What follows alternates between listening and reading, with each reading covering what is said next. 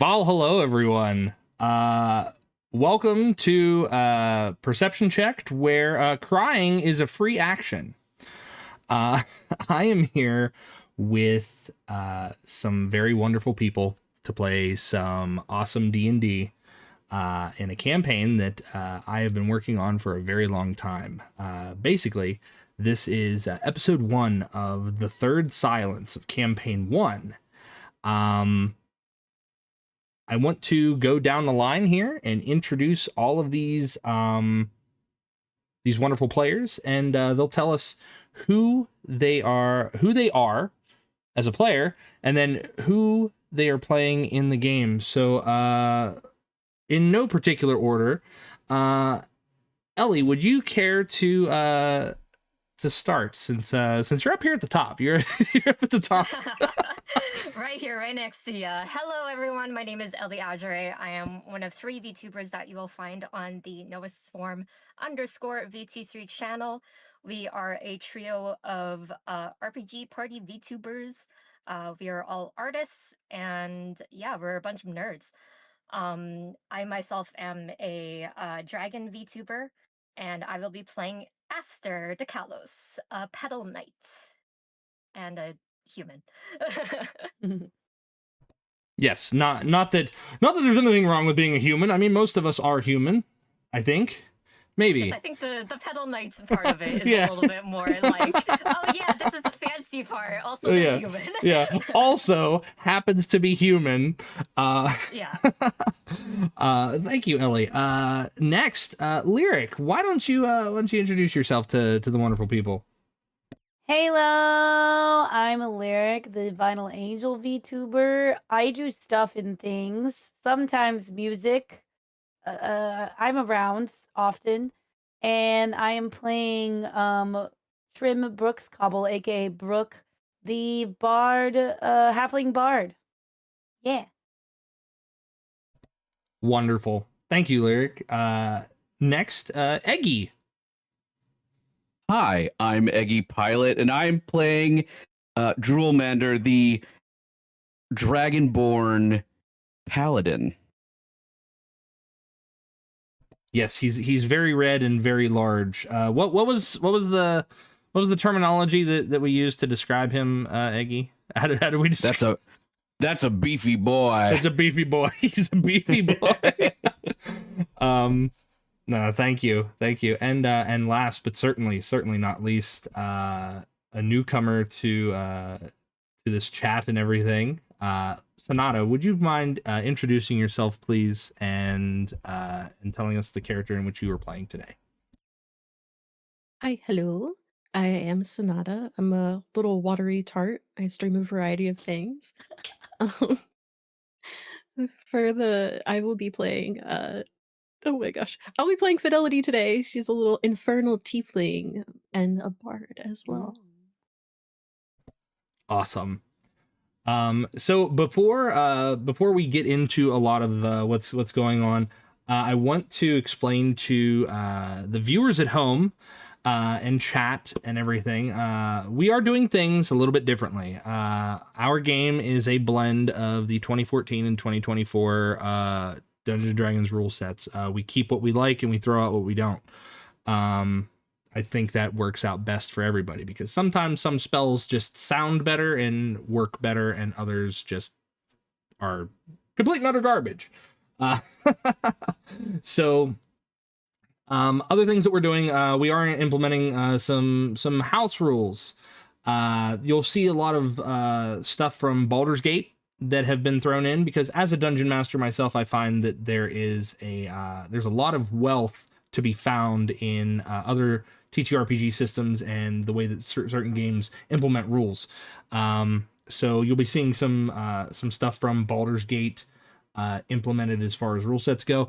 We also have what are called action points. These are different from inspiration points. Players each have 6 action points that they can use to do various things within the game. Hopefully we get to see what they want to do with them if they choose to spend them.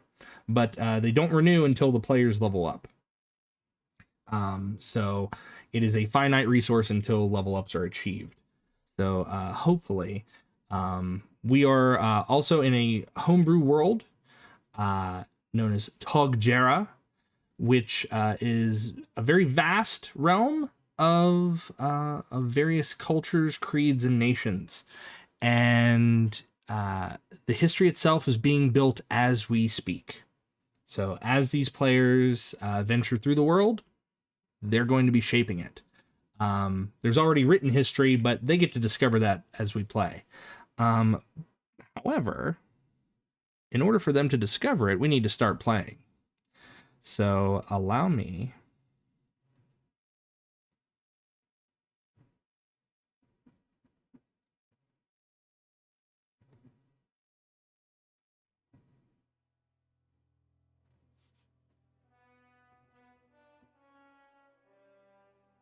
Are you guys able to hear that, players? We have music. Yeah. Yes. Fantastic. Mm. Also, chat. We will be going chat silent for the most part. Well, at least I will, because I have 4 people that I need to take care of as some form of adult dice rolling babysitter. But that is completely normal for me. But players, allow me to immerse you a little bit more.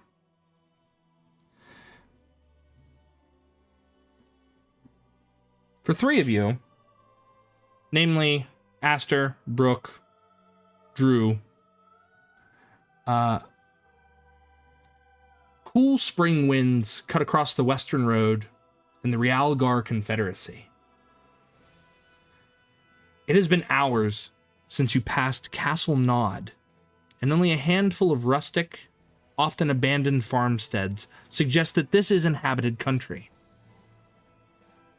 The earthy smell of pastures and fields drifts among the wind, and as your party rounds a bend in the road, you hear a shrill female scream coming from the direction of a farmstead about a quarter mile away.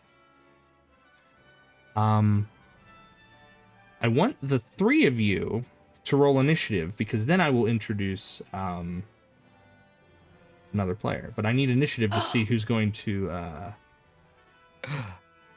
Okay. describe themselves first. Do I remember how to roll initiative? This looks. At least okay. Let me adjust that. Let me. Found it. I found it. Ellie, would you mind speaking up, please? Hello, I am trying to remember how to roll initiative in Roll20 because it has been years since I've played D&D in Roll20. Go to your character tab. Click on your character sheet, and there should be on the very top your initiative. It says 4.18. I don't know why it's 4.18, but feel free. Okay. If you click that button, it should just roll it for you. That's okay. We'll round to the nearest whole number. Why do you have 0.18? Aster is channeling Pi. Their initiative is. I don't understand. Okay. Oh yeah. Okay. That's okay. We'll go with the nearest whole number. So we've got. I accidentally clicked it twice. No, it's fine. Drew. It'll be you, then Aster, and then Brooke. So let me. So Drew, as you are approaching this this farmstead, can you describe to us as the camera pans down and gives us a full view of your character?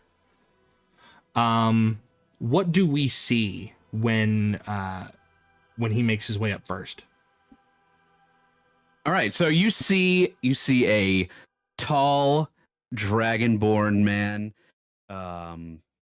dressed in chainmail, but also covered with like the vestments of his holy faith, and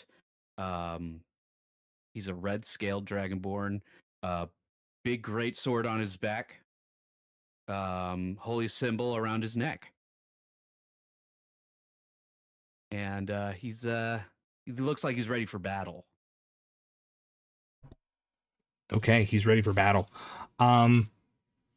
Following behind Drew, Aster, would you care to describe to us, as you are following behind your red dragonborn companion, what do we see as Aster makes their way into the scene? Aster is a figure standing at 5'8" with a black tailcoat with bright cobalt blue lapels, a rapier at their side with golden trims and purple hair, or short purple hair, and donning a silver mask.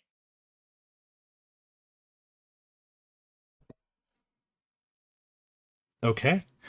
And last but not least, Brooke, please describe to us what we see as this little halfling is kind of like picking up the rear of the trio.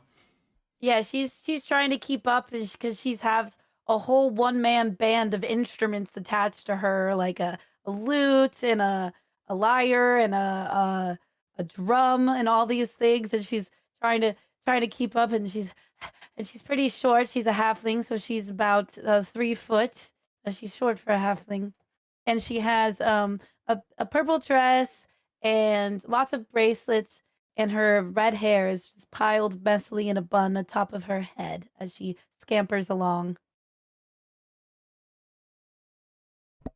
Alrighty. So as the three of you approach this farmstead, you crest the small hillock, and below you see the following.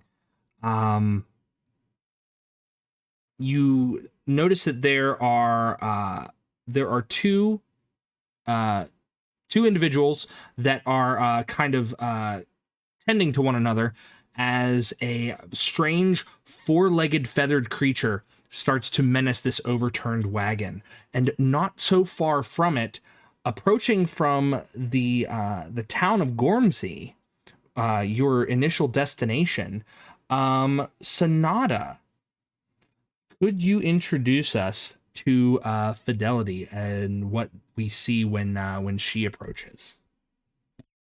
So Fidelity is a 5'3" infernal tiefling. She kind of has this tawny yellow complexion, long double braids down the front. They're very neat and precise. She has a rapier and these sort of long twisting horns that go upward. Um, and she's wearing very well taken care of clothing. It's not necessarily the fanciest, but it is respectable for a town merchant. And her boots, however, are absolutely covered in um, farm detritus, if you will. And we most certainly will. So as you are approaching, you see two of your fellow townsfolk. You see Donald, an elderly man, and his granddaughter Cage, as they're being assailed by this massive feathered creature. And allow me to show you that one too. Doesn't look very massive there, but it's massive now. So this massive furred creature, or this feathered creature, Ooh. who many would already note as a tell you what, let's have you guys is anyone trained in knowledge nature, or are you As trained a in matter nature? of fact. I am.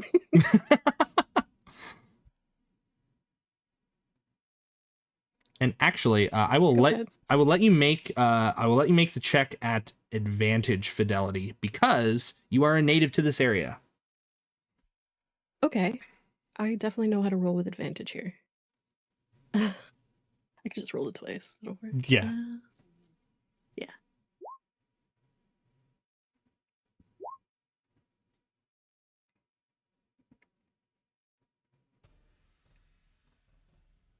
Okay. Okay. So on an 18, 18. you know this as an owlbear.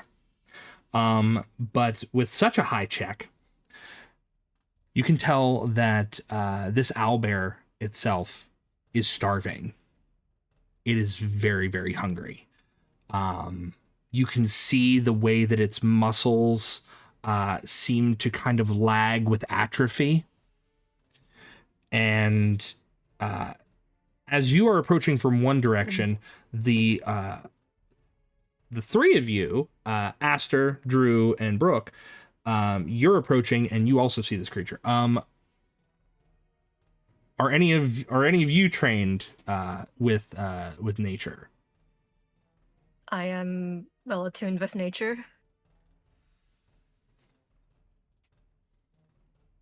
Little, but not really. Nah. Well, I would I would say if you guys wanted to, you could make a check. I would say that Okay. out of anybody, it would be Brooke and Aster. Not so much Drew, because Drew's just like, Ooh. no. 19. Very good. Oh, awesome. So yes, you guys note this as an owlbear, and again, with as high of a check as you have, you can note that this is a very hungry looking creature. Oh, he just Would needs a I snack. know what owlbears eat? With that, yes, you know that they are omnivores. They tend to eat plants, like berries and things like that, but they mostly go for animals, like small rodents, anything they can get a hold of. As they get bigger, obviously their diets require much larger game. But as you all approach, actually, I need Fidelity to roll initiative also, so that way I can get you guys in a proper order here. Can do. All right, awesome. So it will be Drew, and then Fidelity, Aster, and Brooke. So Drew, you are up. What would you do upon seeing this massive creature? I think that Drew would draw his greatsword, and he would put himself in between the people and the owlbear. If he has the range to do so. Yes. As you're cresting the hillock, that's the first thing you saw was the owlbear near the overturned cart, and the two humans tending to one another. As you get closer, though, you can see that the old man has suffered a very deep wound across his chest. You can see where the blood is starting to soak through his tunic. Mm-hmm. As I approach, a quick question for the DM: Is lay on hands, is that a bonus action? Your particular lay on hands, I believe you need to. I think you have to use an action to do so. Okay, let me. Since the old man looks incredibly dire, and I'm not really worried about myself so much, I'll go ahead and pump a hit point into the old man. Okay. And stop the bleeding. Okay. Fantastic. So go ahead and do that. Up next, while you're doing that, Fidelity, you see this red scaled dragon man approach with greatsword drawn. He imposes himself between the owlbear and your fellow villagers, and it is your turn. So what do you do? Okay. Do I know if owlbears are immune to sleep or not? With your high check, you know that they are not immune to sleep. Yes. Okay. I'm going to attempt to cast sleep on it. Okay. And we'll see.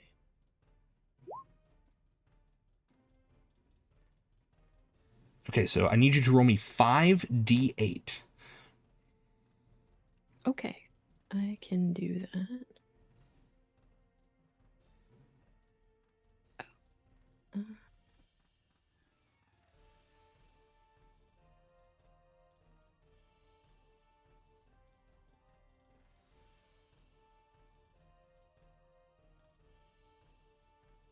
I'm curious though, if the hit point pool goes over, I wonder if that's going to affect Drool or the the villagers. But I mean, if they're all asleep, then that's okay too, I suppose. 22. Because this owlbear has been in a state of starvation, it had 21 hit points. Fidelity, you how does your spell manifest? Please tell us how this works. It's sort of this calming, vaguely musical sound just kind of gently washes over the creature. As these very lullaby-ish tunes reach beneath the feathers near its ears, it slowly lists to one side or the other, kind of swaying almost dreamily before it kind of does a backward stagger.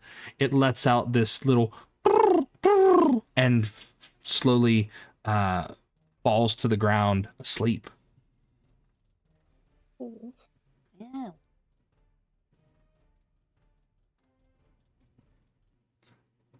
That happened a lot quicker than what I expected it to, but that's okay. Amazing.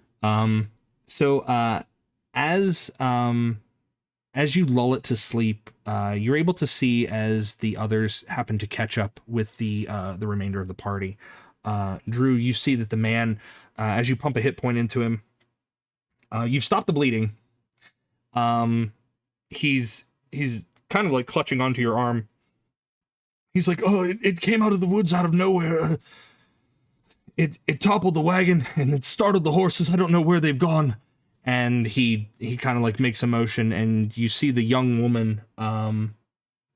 She's about 19 years of age, and she's like, "No, grandfather, please, just don't strain yourself." And she looks to you. Is he going to be okay?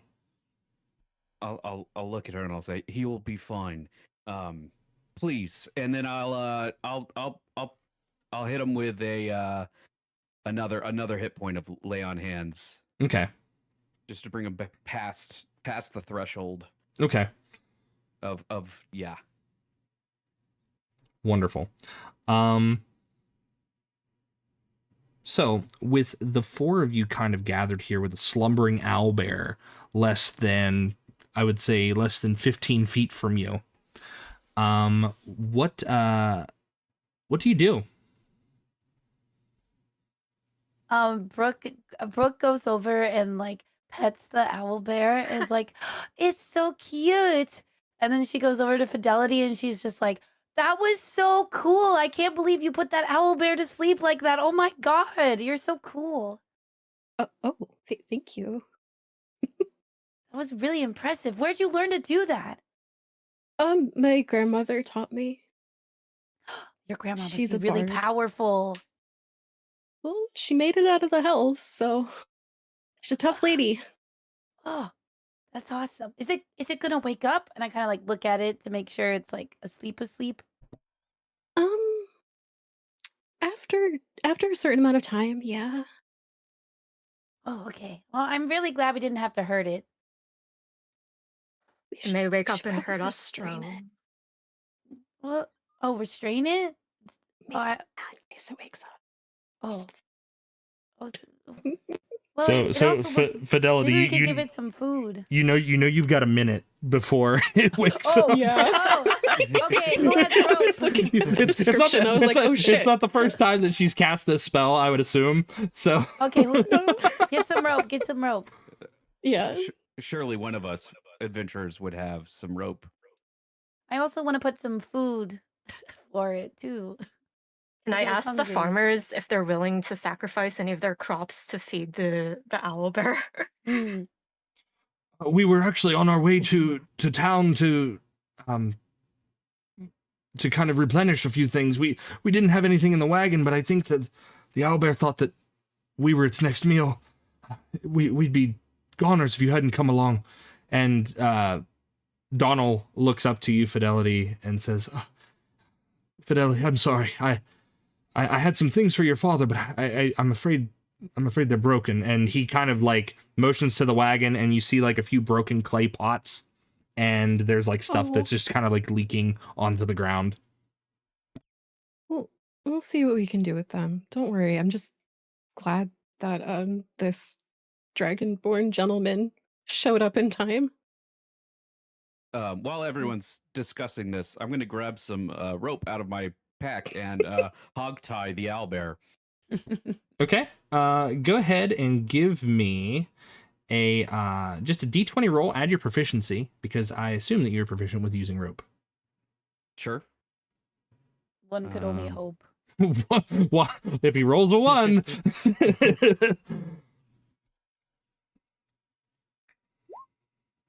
Okay, That's a 16 plus proficiency. Where's my proficiency on this? +2, so that's an 18 total. Okay, 18 total. That is good enough to tie up the owlbear without waking it. Because you're not trying to awaken it, you're not trying to like jolt it awake, you're not trying to cause harm to it. But as you tie it up, it twitches, and you realize that the time that it took you to get it all tied up properly, the sleep spell has finally worn off, and it lets out this bellowing, just this very deep guttural hoot, like, and it pulls itself. It tries to pull itself up, but it kind of like thrashes on the ground.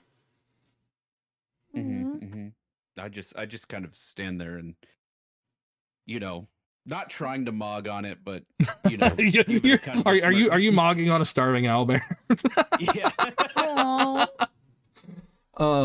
Lose paladin Can we points. get it some food? You can, yeah. I want to put, like, if I have some rations, I just kind of want to. I don't want to get too close because I don't want it to like thrash at me, but I want to put some food where it can reach. Okay, yeah. If you've got rations in your pack, you can give it to them. Because your standard rations would have like berries or fruit or like jerkies and things like that. Yeah. And it's honestly not going to be picky because it is a starving owlbear.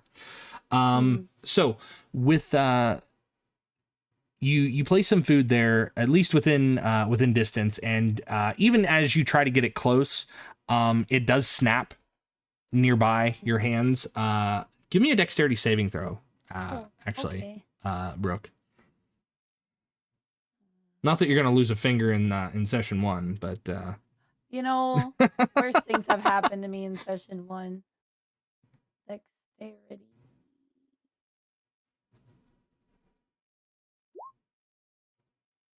a 5. Oh. It does kind of thrash at you, and when you go to place the food down, it does nip your hand. You take 1 point of damage. But Ow. it realizes that there's food there, and it just starts to like gobble it up, even though it's tied up. As you feed it, the farmer and his granddaughter say, we should really get going. We shouldn't linger here. It's not, those ropes aren't going to hold it forever.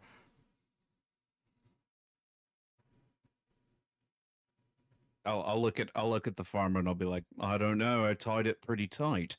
How about we get moving then? So we're just going to let this owlbear stay here until it breaks its ropes then? Well, I'm certainly not going to untie it while there's these folk here. Is this... Oh, out of character. This is their farm, right? Like, this is still... It's a road towards their farm. Yes, it's a road heading towards their farm. Yes. I mean, it might be dangerous to move it, and I don't think we need to injure it any. But won't it just wander into town further towards their farm if we don't do anything? Or I mean, we gave it some food, but you're right. It might look for more. Can we move it somehow? Mm. What do you suggest? You could make an animal handling check. I saw that Fidelity had made one earlier. I don't know if it was an accidental misclick or something like that. But Yeah. if you want to, you can make an animal handling check to just kind of like lure it away back into the woods. Okay. So that's an option. All right. I will attempt that. Okay. 16. Again, it's a hungry owlbear. It's not going to put up much of a fight in terms of like you're giving it food, so it's going to eat. However, it's a large owlbear, so it's going to need to eat a lot. After a moment, Fidelity, you do you guys untie it, or do you leave it tied up because it's not able to move right now? Because I think Drew has it hogtied. It's just been like laying on its side, like trying to get food. If the people are this lady that came out of town and put it to sleep is gonna try and lure it away, I'll take the sword and cut the rope and then dodge out of the way as quick as I can. Okay. You very deftly, given your size and your armament, you very deftly dodge out of the way. And as that happens, the owlbear scrambles to all fours. It sniffs the air, but then it starts to follow the much easier meal of just kind of being hand-fed something. Fidelity, you guide it into the woods, and at some point you get it safely away, and you're able to rejoin the others. Didn't die. All right. Yay. Nice. Awesome.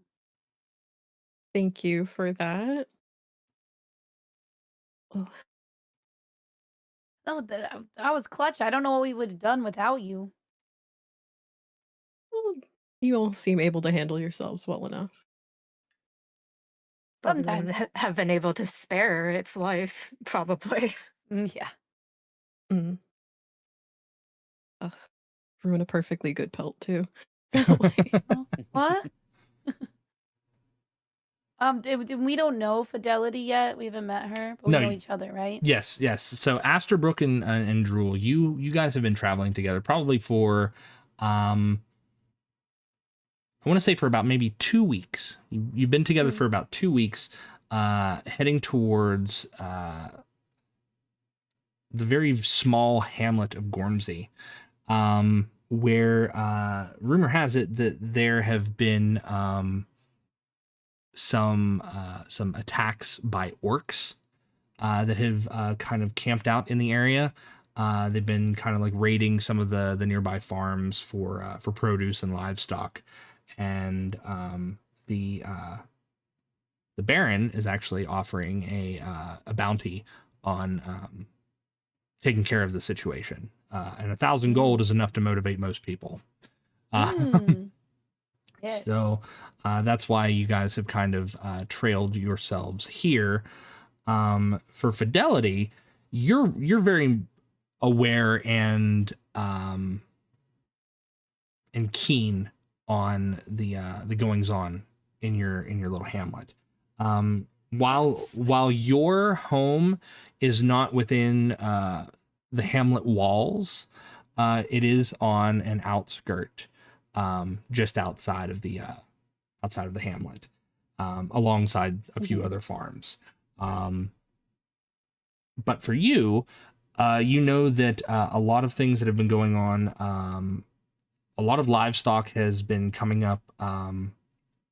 They've been finding corpses of livestock, and it's not like they're being fed on. They're just being killed. yeah. Which is very unusual. But with that, yes, the three of you do not know Fidelity, so you feel free to introduce yourselves to one another. Oh yeah, I go right up to her and stand up on my tippy toes and I reach out my hand and I'm just like, "Hi, I'm Brooke. I'm also a bard." Hi, lovely to meet you, Brooke. I am a bard from the College of Creation. Ooh, Little musical flair to that. fancy. And your name is? Fidelity. Right. I am Fidelity Voidmark. My parents have a farm here. And, just a little worried about everything that's been going on, especially, my little sister. She's only 11. Want to make sure, nothing happens. Oh, yeah. And Aster, sorry, go ahead, Aster. Aster would walk a little bit closer, still keeping like a couple steps behind Brooke, and introduces themselves. Hello, my name is Aster. Are there any strange events that have been occurring in this general area, would you say? Besides the orc attacks and the random slaughter and lack consumption of livestock, no, everything's been great. The random slaughter of animals? Yeah, some of the other farmers have been having issues with their livestock being cut down, but they're not being eaten. Hmm. So it's not owl bears. Definitely not owl bears. Actually, Interesting. make an investigation check for me, Fidelity. Mhm. 22.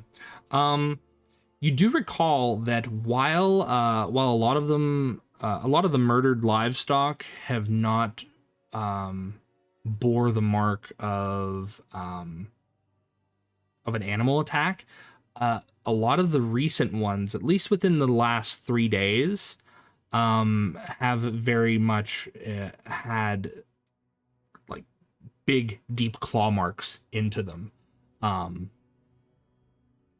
That would have been Okay. reminiscent of a bear. Yes.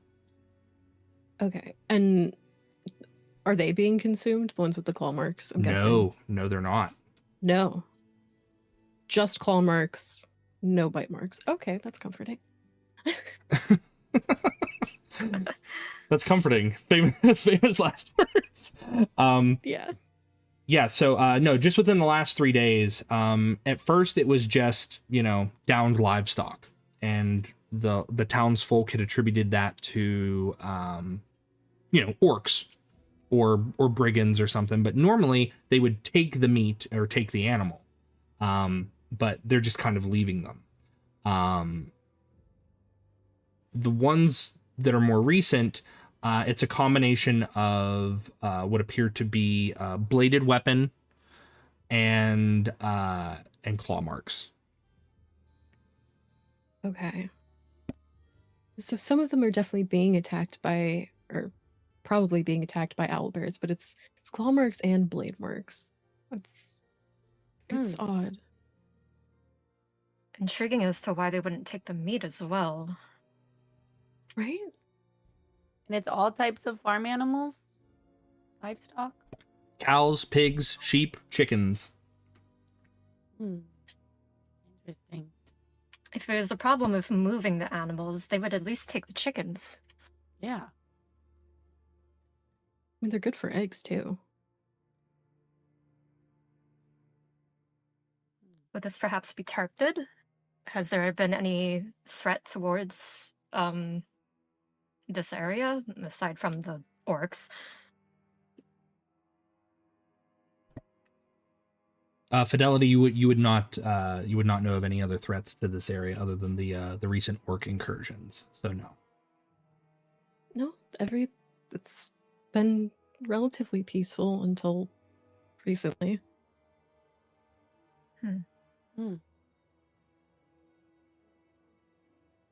That is interesting.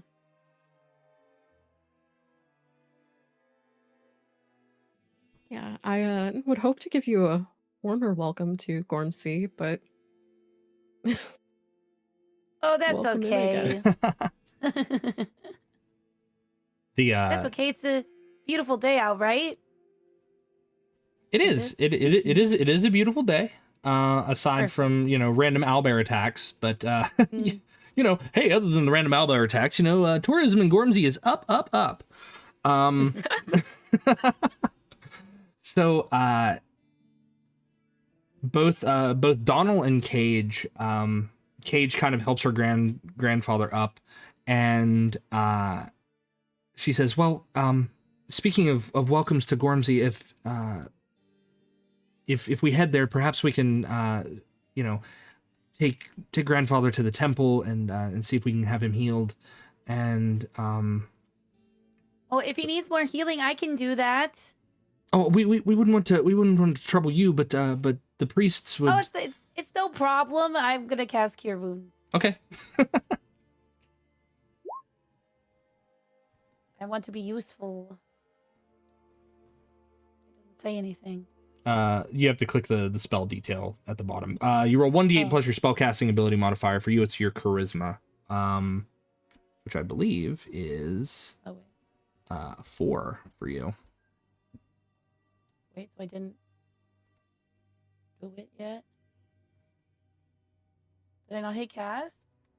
Well, no, it casts the spell. You just have to roll the dice. I don't know why the macro is not wanting to work, but we'll fix that again. It'll be something that we can move on and we can fix. Here, I'll do it with a real dice. Yes. What is it? 1d8. 1d8 plus your spellcasting ability modifier. Okay, for everything's in a weird place. Where is it? 4? What before 8? No. Yes. No. Yes, Yes, 8. Yes. 8 is the answer. Eight is the total. Okay. Yes. All right. So you heal him up, and you seem to have taken care of all of his injuries. Between all of you putting hit points into him, the 2 very generously parted out points from Drool, and the remaining from you, he kind of stands up a little and he says, "Oh, I feel a lot better." And he looks down at his very shredded shirt. He goes, "Unfortunately, I don't think magical healing heals cotton threads, but I do thank you. Thank you all very, very much. I owe you my life. Anytime. Please, if we head to town, I'll see that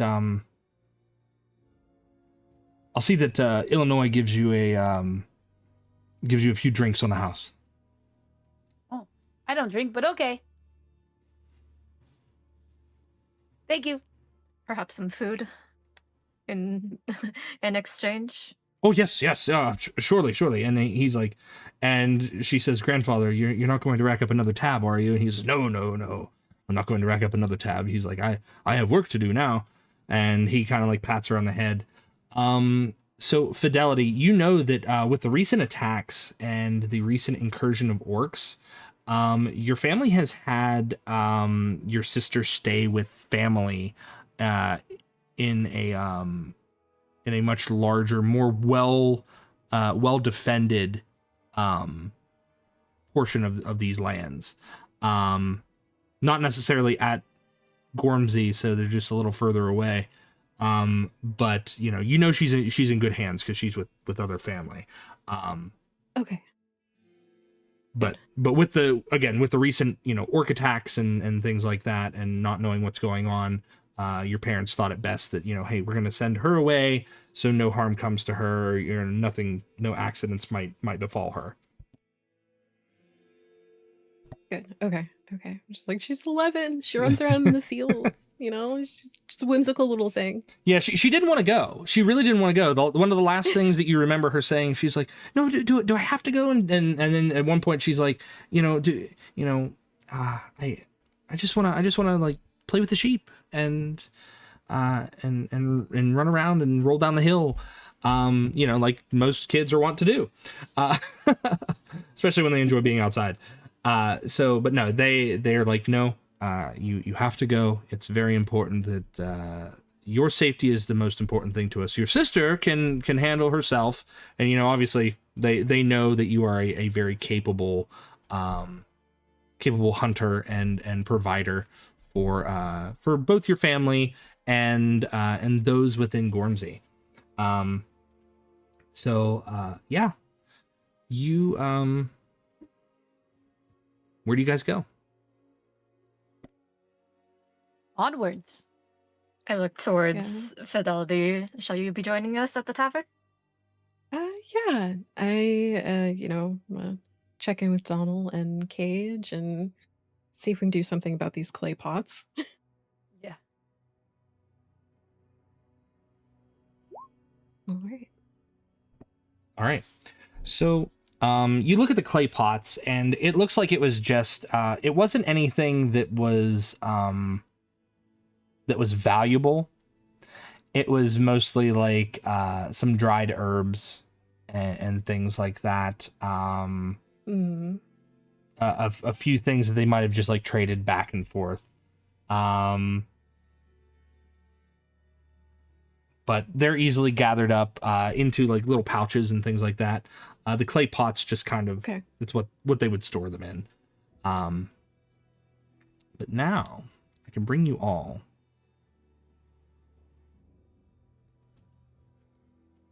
to Gormsey. Ooh. As soon as it decides to load.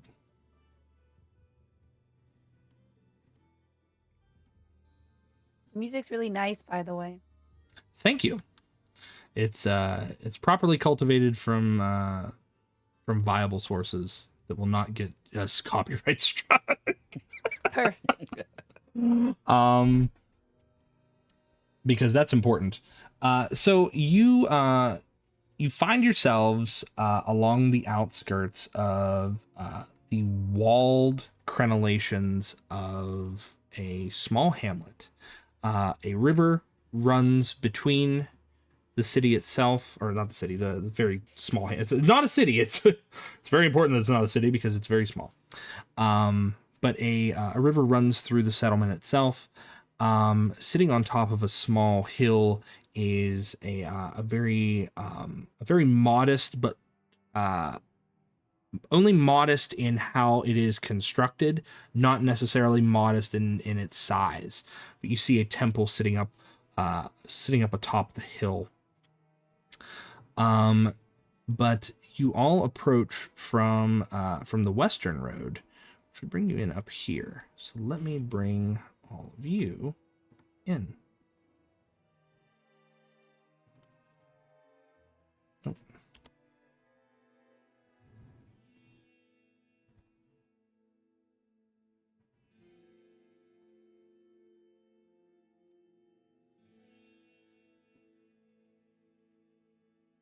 I love the usage of the Baldur's Gate 3 character creator for what looks like the town guards here. Oh yes.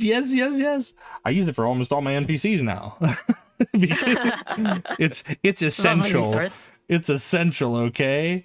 Don't use AI, guys. Actually just use Baldur's Gate to make your NPCs.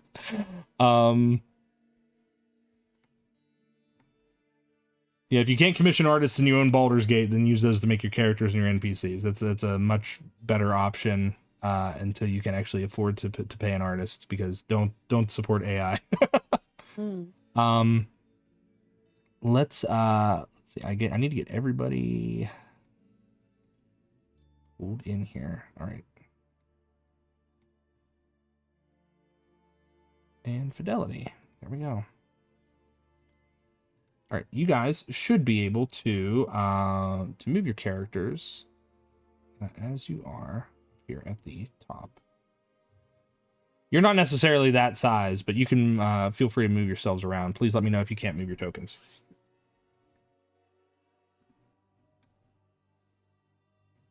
Okay.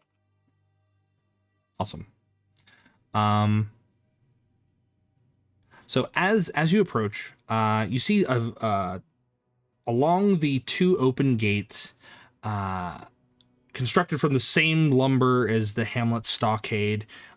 These mark as Gormsey's main gate. And to each side, you see that there are large, a pair of two full moons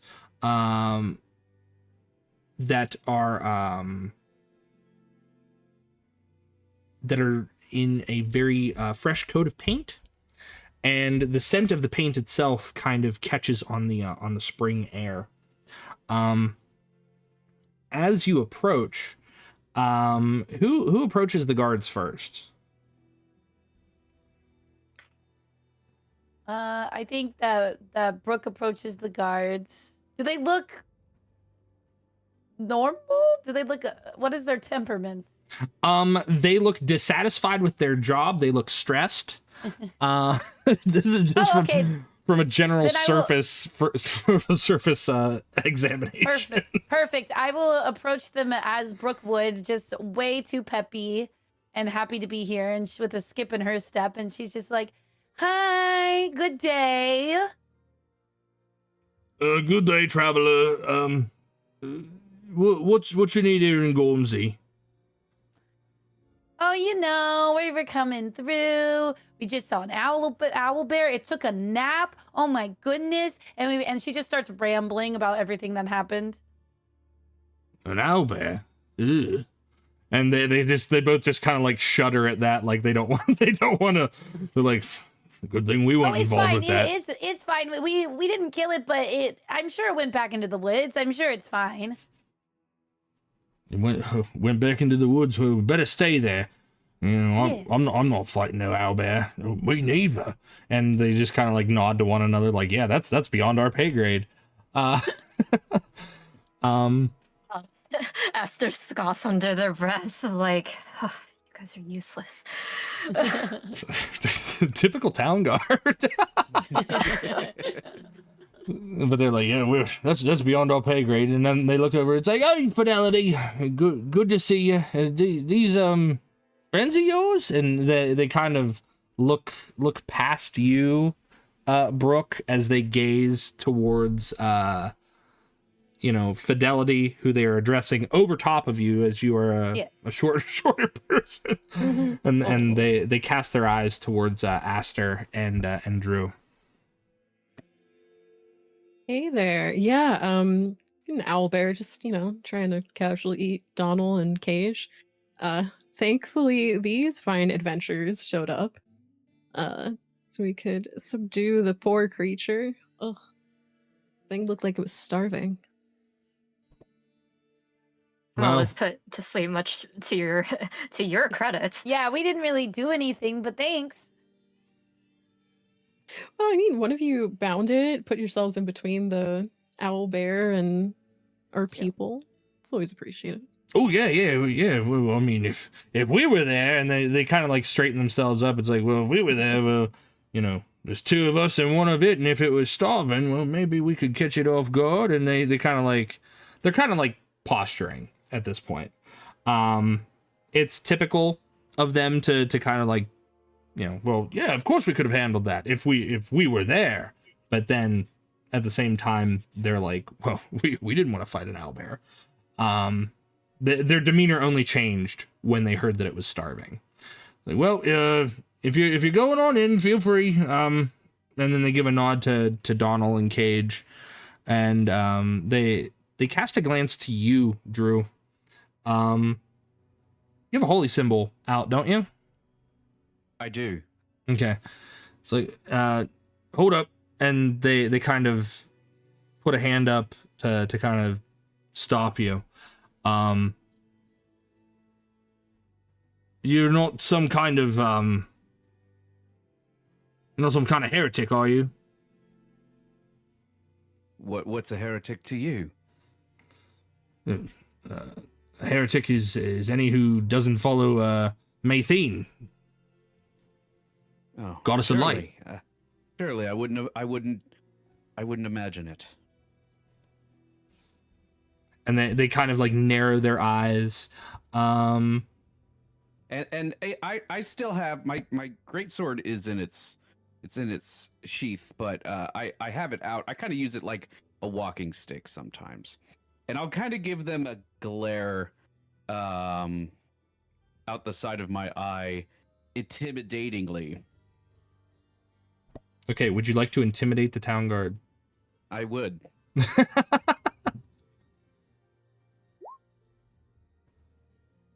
Okay, 15. 15. As you do so, they look to one another, and then this one steps a little bit closer to you, and he looks at your sword, and then he looks at you, and he kind of leans in and says, "Don't go causing any trouble in town, you hear?" I hear, and then I walk off. All right. You are all free to return to the town itself. So feel free to venture within the town. Fidelity, you are able to tell them, where they can go, what they can visit, what's available in the town. It's got the standard fare. It has an inn. It has a trader, a blacksmith, stables, things of that sort. All right. I have a question. Yes. Do I have to be proficient in religion in order to make a religion check to know if I know about the god that they just mentioned? I was would just gonna ask that. I would say. Go ahead. If I could make a religion check to see if I knew who that was. Yeah, absolutely. So, if you are making the check untrained, unproficient, it is a higher DC, but I will allow you to, because it's kind of common knowledge what some of the gods would be, especially in regions such as this. But it would be a lower DC if you are proficient. So if you can make a check either way. Okay, I will do that then. Actually, Aster knows. Drew has no idea. Drew's like, God of light, light's everywhere. Why do you need a god for it? And he's just kind of like shrugging his shoulders.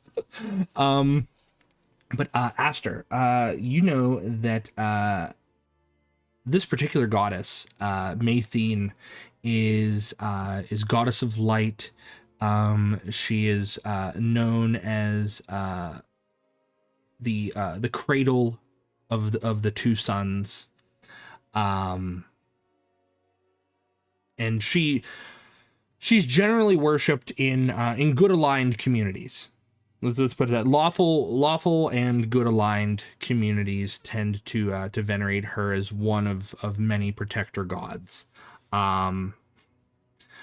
There is, especially with an 18. I know you're untrained. Actually, I'll have you make an investigation check to accompany that, and it'll determine if you know anything more. 24. 24. Wow. I am well read. Yeah. You do know that that Maythene also has like most religious sects, there are militant groups. The high militant group of Maythene are known as the Keepers of the Suns, and they have emblazoned on their tabards the two suns of our world. They themselves set out to do what Crusaders would have done in our world. They look to spread the word of their religion, and spread it to all good aligned communities. And to those who aren't good aligned communities, they kind of enforce it. So they're kind of the not favored end of Maythene. But in general, the church itself is seen upon as favorable. Can I ask how to spell Maythene in Yes, our text chat? absolutely. Okay, cool. I actually wrote it right. And you, well, I'm taking notes, by the way. Yeah, I just want for my own. No. Feel Uh, free. Feel free. Did you say this is the main religion or just a? It's a predominant religion. Yes. Okay.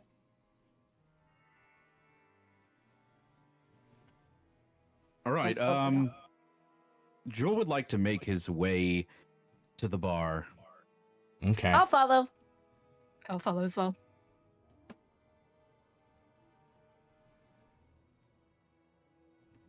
Okay. Feel free to walk into the town. As you make your way into the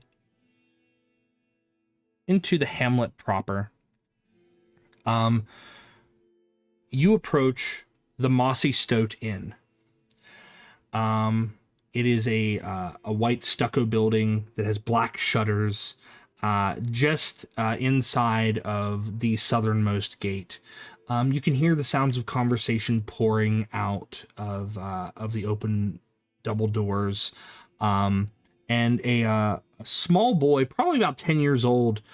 He stands in front of the hitching post in front of the inn, and he kind of perks himself up and says, "Oh, have any horses that need stabling, sirs and ma'ams?" No. No need. Oh, okay. And he just kind of like looks down. He goes, "No, nothing for Abel today." And then he sits down on a haystack and he puts his hands on his chin. And he just kind of like mopes.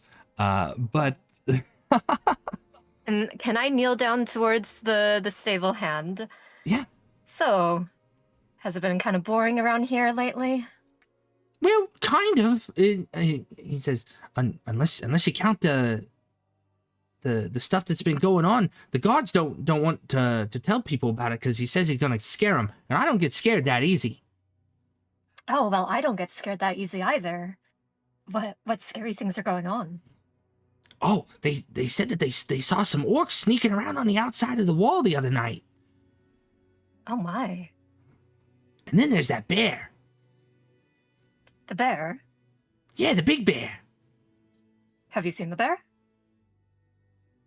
Yes. Can I make an insight check on this? Yes, you may. 14. He has clearly not seen this bear. This 10-year-old boy has not seen this bear. I'm gonna put a hand on his shoulder. Well, you're very brave for seeing the bear. Oh yeah. I wasn't scared at all, but Pa, he was mighty scared, especially when Ma had to drag him up to the temple. You all took shelter in the temple then. Well, Pa went outside to investigate the noise, and then we heard a scream, and then a thud, and then Ma went out with a broom and chased the bear off, and then she dragged Pa all the way to town by his ankles. Oh. Your mother must be a very strong lady. Oh, she is. She tends the farm and everything. Ever since Dad fell off the roof trying to fix the barn. Well, I hope your family stays safe. I get up off of one knee. He says, "But be careful in case you see the bear."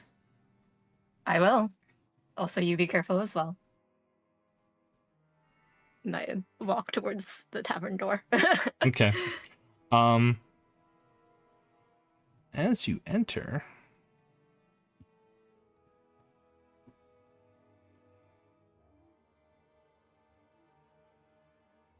you see a ruddy-skinned Githyanki tending the bar. He kind of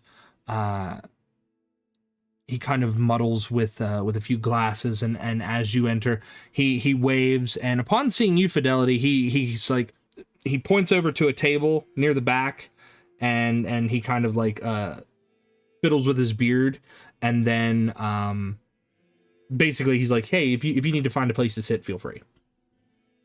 Awesome. All right. Just take everyone back.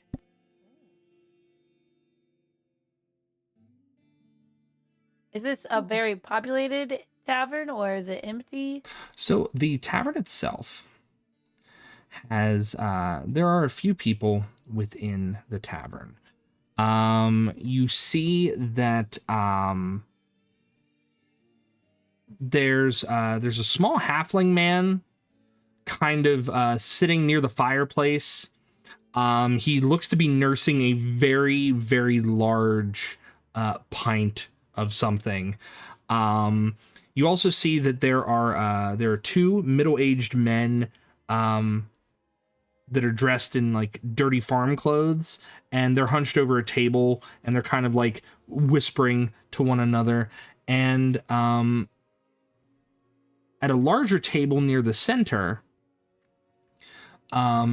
which is probably the loudest table in the entire inn, you see two young human men, and as you guys make your way inside, they don't notice you.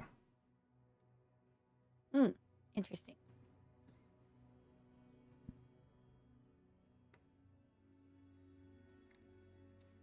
Are they in armor or just regular clothes? The two men at the center, Mm-hmm. these ones up here, Mm-hmm. they are wearing leather armor. They look to be armed also. Interesting.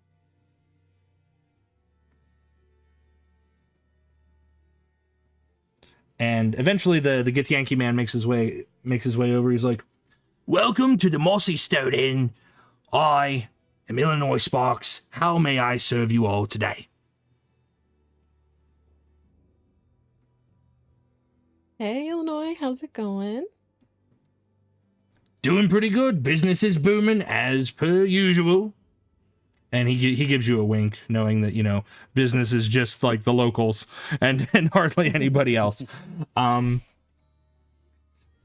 He says, running any trouble out there? You know, just an owlbear or two. Not Or just two. Or Just one. you see his eyes go wide, like his very like frog-like eyes kind of almost bug out of his head. Like, what are you talking about, too? He's like, oh, you made my heart leap there. But let me bring some food for you and your friends. You fine with some mutton stew? Oh yeah, I love mutton. That'd Joel be gives- most great. Joel just gives like a big thumbs up. Especially a nice button lettuce and tomato when the lettuce is nice and perky and the tomatoes are lean. I love that. He says, got it. Lettuce, maters, mutton. Gotcha. And he rushes off and he goes to get you guys a few bowls. One of the serving girls makes their way over. It's like, drinks for any of you? Do you have any soda raises- pop? Just kidding. Aster raises their hand. Just some water is okay. Yeah, just water.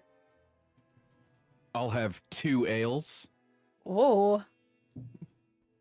And the serving girl's like, oh, one for each hand. And then she nods. She's like, I know that song. And then she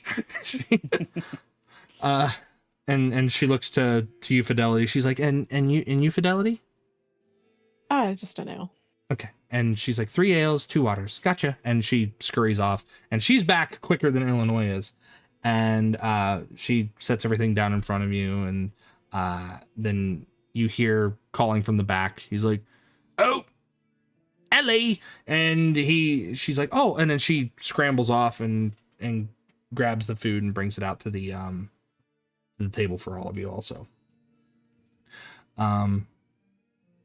As that's going on, I want everyone to make perception checks for me, please. What was the name of the inn again? The Mossy Stoat Inn.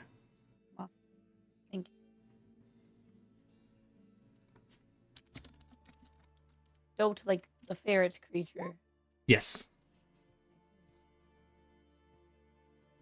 Perception, not persuasion. What you're trying to convince you're trying to convince your ales. It's like, I need 2 ales to make baby ales, and then I lost my sheet. Yo, Where I did don't it have go? my reading glasses on. I'm My sorry, sheet The ale's go. already taking effect. Aggie. He's like, I haven't even drunk these. He's like, I just smell them and I'm hammered, and he sets them aside. He's a big guy, but he's actually a lightweight. Oh my goodness.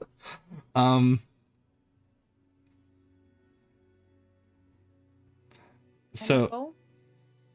no, yours went through. So 8, 7, Fidelity got a 14. Aster, would you care to make a perception check for me, please? I did, I think. That was before the Oh yeah, persuasion 22. check. Okay, 22. Okay, fantastic.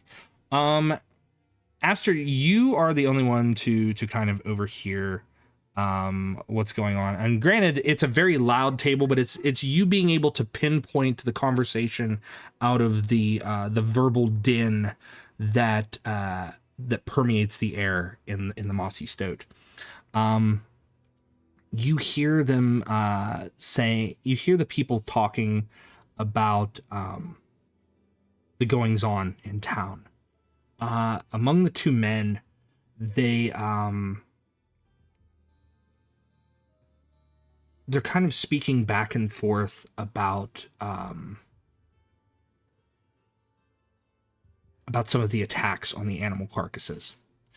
Well, you know, oh, I'm about to mind my own business and take everything in stride, but there's some unsavory types that have been lingering around town, and you see that they cast a glance back to your table, Aster.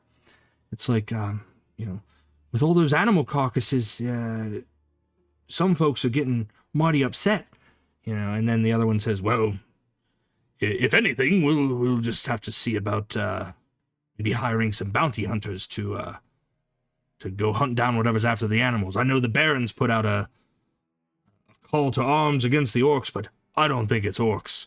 He said, did you see half of that? It's very precise, almost.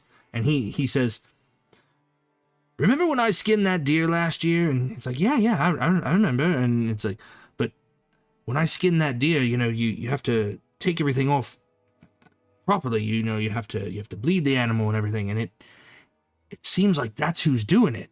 It's got to be someone who knows what they're doing. And they're just kind of like mulling about the these hypotheticals of what could be going on. But that's what you happen to overhear. I'm going to lean in towards Brooke and Drew and go, seems like the town is in need of someone to dispatch the situation of the random animal killings. Mhm. If we're looking to make some more coin on our way. Yeah, but where do we even start with that?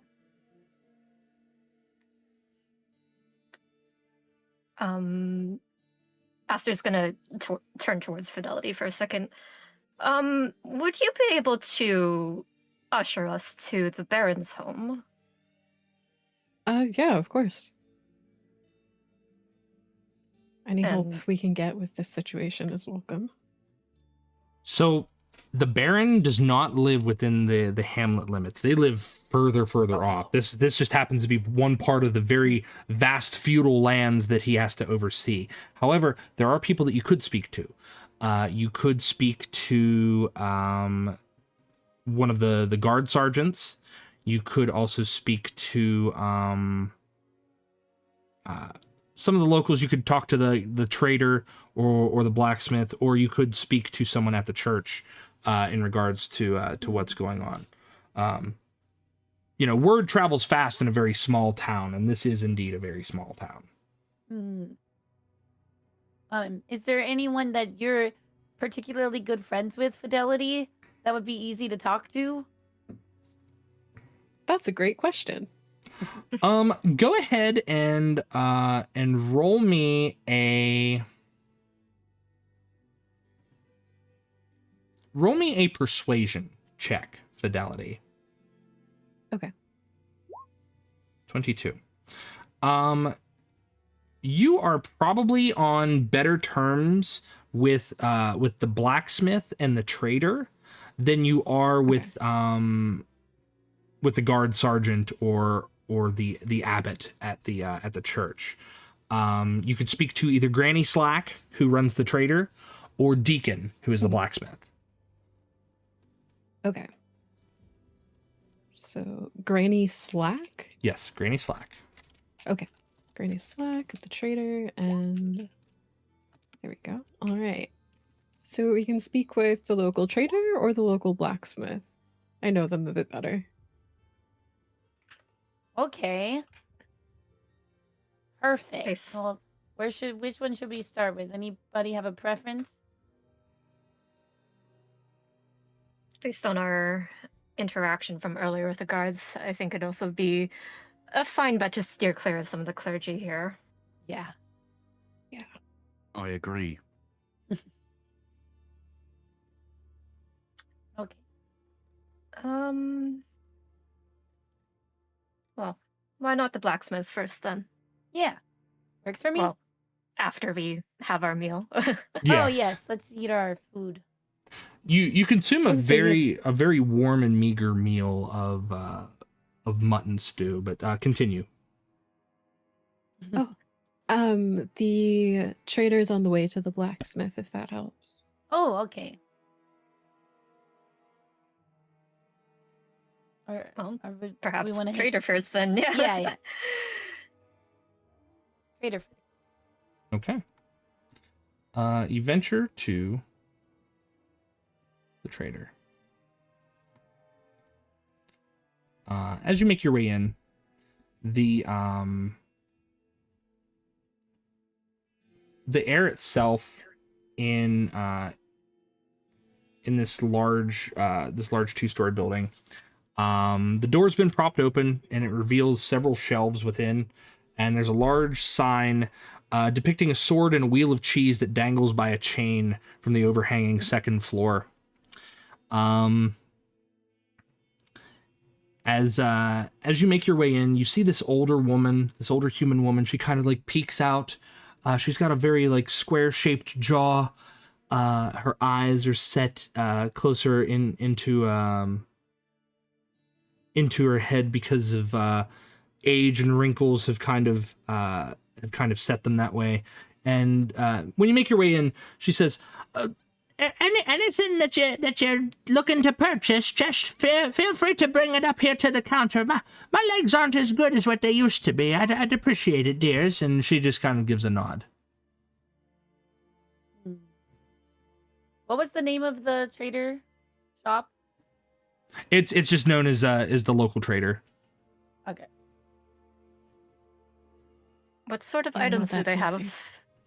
have? They have all manner of general goods. They have some basic armaments. There's a few sets of armor, not necessarily full metal armor though.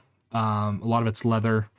There's like worked and tanned hides and things like that. But there's also provisions, things that a frontier settler might require. Are you looking for anything in particular? Well, personally, I realized that I may have packed my pack a little light on rations.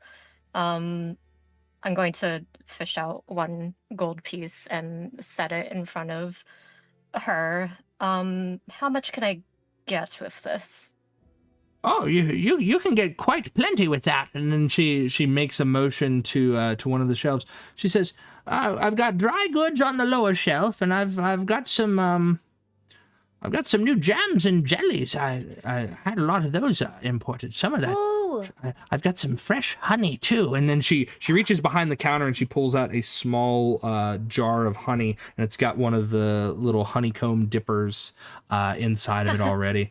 I want some honey. And she's like, oh, very good. And she grabs a hunk of bread and she tears off a piece and she adds some honey to it. And then she starts passing it out to whoever wants some. For free? Oh, you're such a nice lady. Oh, of course. Nature's bounty must be shared. Oh, thank you. You're too kind. No, I'm just old. Oh. Oh, okay. Well, can I buy a jar of honey as well? Oh, of course. And she reaches down, she pulls out another one, and it's got a wax seal over the top of it, and it looks to be like tied with a like a red string. She's like, it's only a couple copper pieces. Oh, okay. I'll throw in a whole silver. That's more than a copper, right? Yes. Yeah. When you do that, she reaches down. She's like, oh, more honey, and she Oh, no, I don't need more. I she don't grabs need more. like five No, jars, and she no. starts stacking them into a pyramid. And she goes, No. I hope you can make use of all this honey, No, dear. Granny. And then she, No, Granny, that's too much honey. Entirely too much honey. no, I never only too need much one honey, jar. never too much honey. And then she No, starts I stuffing only her need- face with a piece of bread and some honey. I only need the one jar, but if you could, instead of honey, perhaps provide a little information. Oh yes, I've been around quite a long time. What can I do for you, dears? Well, rumor has it that there have been some, and she kind of like whispers a bit. She's kind of like some animal attacks around here. Some of the livestock. Oh yes, terrible business that. She says, I'm so worried about AD and his livestock. He's yes, AD Perkapile. Well, I'm sorry, we're not from around here. Oh, might that be? goodness. He owns Perkapile Farm, just past Hofbauer Farm. Oh, Fidelity, dear, hello. And then she like gets up from behind the counter with her bad legs, and then she walks over and she gives you a hug. Hi, Granny. How are you? Oh, old. And getting older Fair. by the day. Yeah, and these newcomers were out on the road and happened upon Donald and Cage and just explained that whole situation to her. Oh, horrible business. Thank the gods that you all were there. And she says, you're very, very lucky to have met Fidelity. I tell you, I've known her since she was yay high. She was knee high to a tick one year. And she starts like rambling on. She's starting to tell like embarrassing stories of what she's seen you do as a child. Like the one time you fell in like the pig trough, and and you could stop her at any point, but she's like, oh goodness, the smell. Oh, I owe you an embroidered pillow, don't I, Granny? oh, yeah, oh, good. Speaking of, I've been working on my needlepoint, and she kind of like is fully distracted again. Well,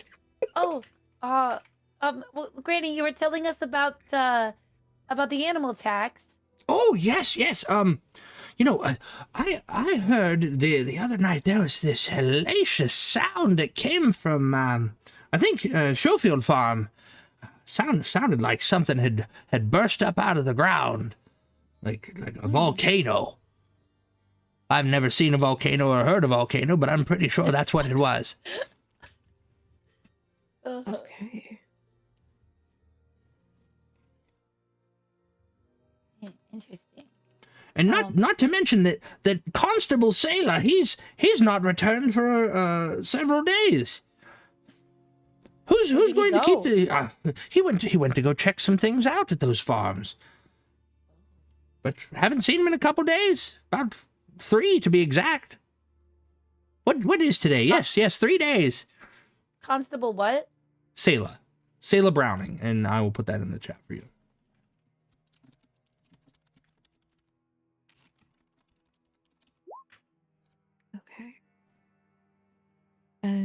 It's Percopile Farms and Stockton? Stock? Am I making that up? I'll put I those. wrote I'll Sheffield. Schofield Farm and Schofield. Oh yeah, nothing like and that. Thank you. Perkapile Farm. Thank you. You're very welcome. I spelled it different, but that's okay.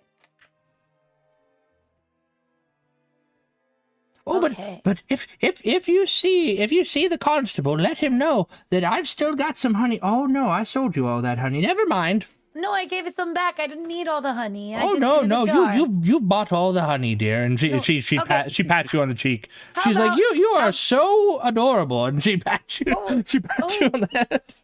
Oh, actually, I mean, well, thank you. Well, how about I give one of these jars to the constable when we find him? Oh yes, he would love that. If we see him. Oh yes. If you see, have you seen him? Oh no, not yet. Okay. Is the constable a part of a greater force here in the town? Like, does he oversee everything himself, or is there more of a guard? There's more of a guard presence. Okay. Granny tells you that there is more of a guard presence here. It's the constable. Kind of. He hands things off to like his sergeant, Sergeant Anthony. But normally he's not gone for very long. But this is the longest that he's been gone. His absence has been noted. Let's put it that way. His absence has been noted amongst the townsfolk. Oh, so Aster is just picking like rations off the shelves or whatever, like equal to the 1 gold piece. Yeah, so for the gold piece value here, you're able to get at least 2 weeks worth of rations with a gold piece here. Right. I'm just gonna eat honey for the next couple days. that's gonna do a major damage to your innards after a while. Oh, Brooke can handle it. She's got that halfling metabolism. Yeah, she'll be fine. She's built like a hobbit. She can do anything. So, what about you there, Drool? You say you tucked your holy symbol into your chainmail while you're in town. Are you looking for anything in particular here at the trader? Yeah, I would like to look for some. First of all, I need protein, so I would like to acquire some jerky. Okay. If there's any, approximately 1 gold's worth. Okay, so all of her dried goods, and you see Aster kind of like picking amongst a lot of them, but there's plenty. There's plenty here. There's dried beef jerky. There's dried deer jerky. And you also see that there's there's various dried meats, mutton and whatnot. Not so much anything like chicken related, but there is in a barrel next to one of the dry goods is it's filled with salt, but you can tell that inside it's like pork. So there's salted pork just in this barrel. Okay. So I'll ask Granny approximately how much jerky could I get for a gold? And she kind of mulls about and she says, well, jerky prices have gone up, but not here. And she's like, you can get about a small sack's worth. And she points, and there on a few little hooks on the side of this little shelf are like these little cloth bags. And it's a decently sized one. You could get about a week's worth of jerky for a gold. Yeah, I'll go ahead and do that. I'll get a nice variety. I'll get the mutton. I'll get the pork, some beef, venison. Oh, you could dip that in honey. I don't Yum. think that I will, Brooke. Oh, okay. You're just missing some cheese, and then you have a charcuterie board. Oh, yeah. Indeed. But perhaps you might want to consider eating something with some fiber if you're going to eat that much honey. Oh, I'll be fine. I've eaten worse. Has she? Very well. Has she eaten worse? She can probably survive off of raw sugar packets. So She's in there like opening packets of Fantasy Splenda and just downing. Yes. The one Yeah. downing pixie sticks Yeah, the she entire did, time. she did that in Bard school to get through her first semester. Oh, I feel that. Ah. Mhm.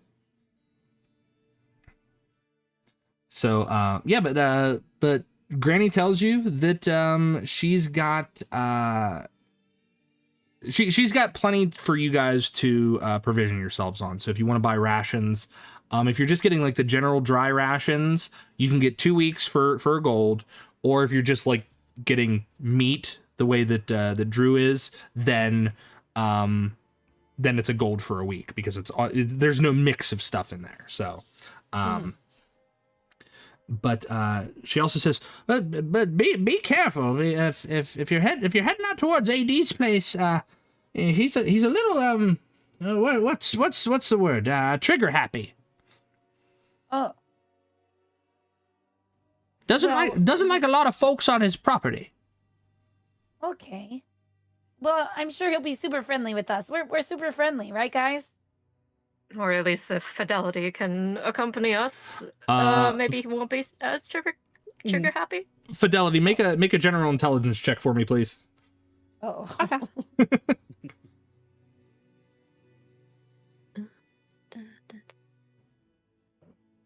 Do I just 13. You know AD as one of the most cantankerous gnomes that you've ever met. Oh. It doesn't matter who you are. It doesn't matter who you are. He's just like, get off my property all the time. Oh. Well, I can speak Gnomish. Maybe that will help. You don't know. You don't know. We don't know.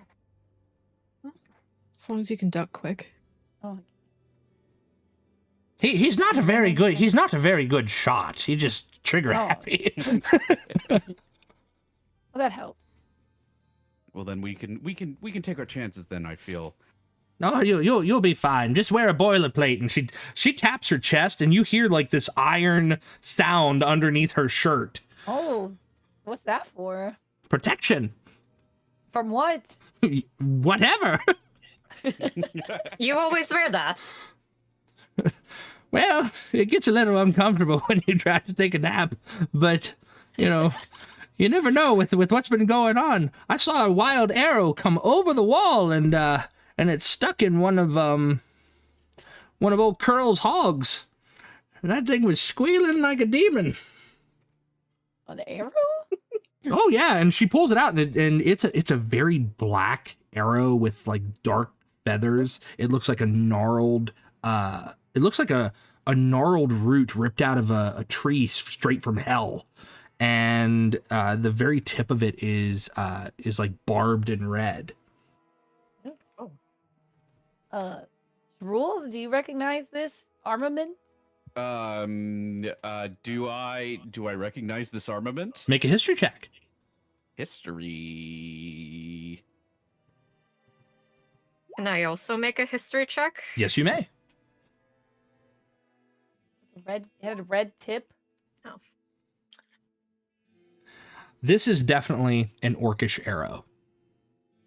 Mm. And Granny, again, as you're inspecting the arrow, she gives each of you this nod, like, yeah, not so crazy now. And then she taps your chest, and then there's the sound of the iron plate underneath of her shirt. Might be right, Yeah. Granny. The orcs must be really close then, huh? They come down from the mountains. They think they're sneaky, but I see them. I know where they are. They can't hide from me. Could you give us an approximate location where they might be? And she says, yes, they're to the mountains to the northeast from here. Very good. Excellent. We should be seeing a payday from that then. Is the mountains to the northeast where we're like headed anyways, or like after? Actually, no.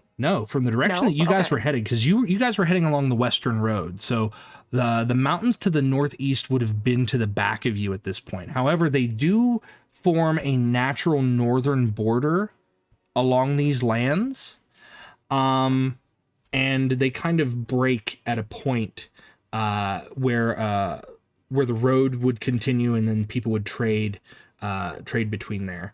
So, but no, they would be to the back of you guys from where you guys had originally come. Okay.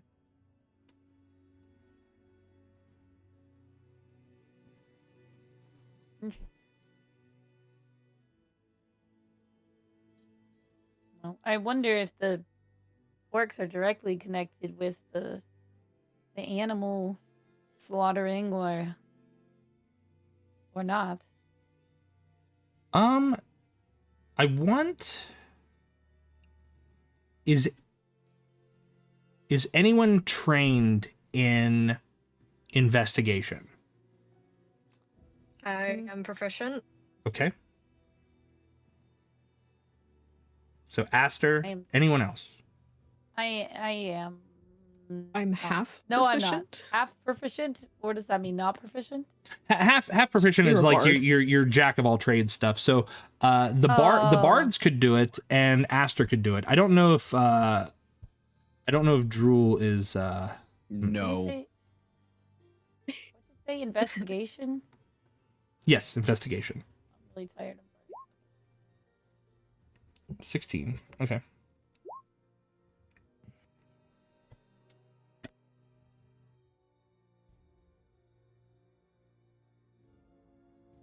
I live here and I got a 4.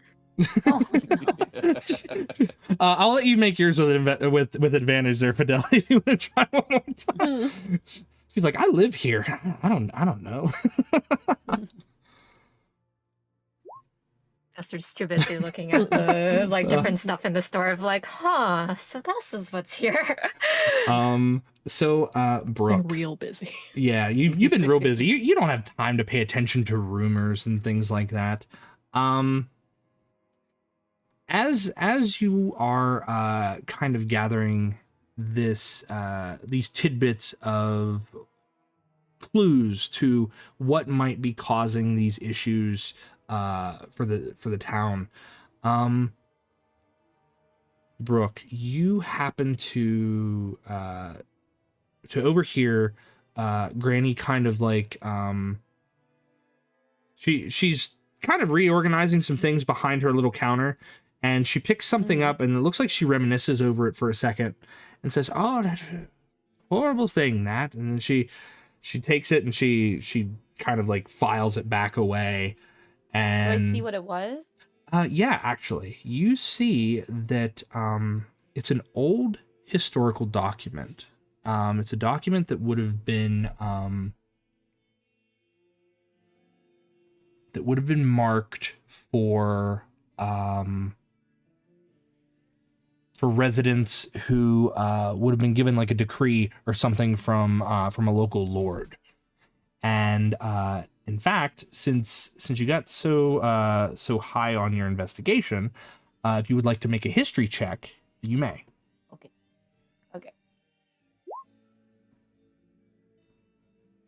8. Okay. You're not familiar with what went on in these lands, but you could ask someone, and they might be able to impart some information on what that was. I don't know if I want to press Granny on this, so maybe I'll just file that up for later.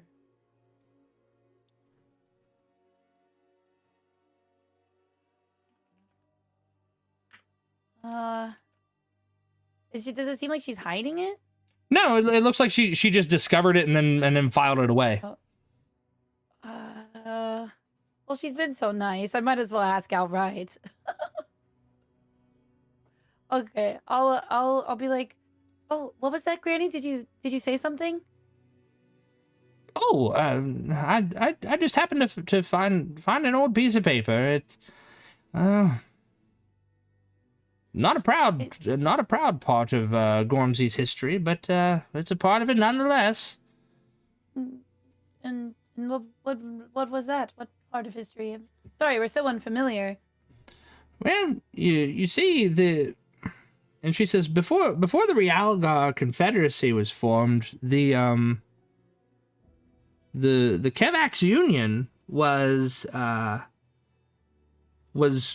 battling in this area. It's part of the reason I think why the orcs settled in here. They settled into some old forts and things like that up in the mountains. You probably passed Castle Nod on your way in. But a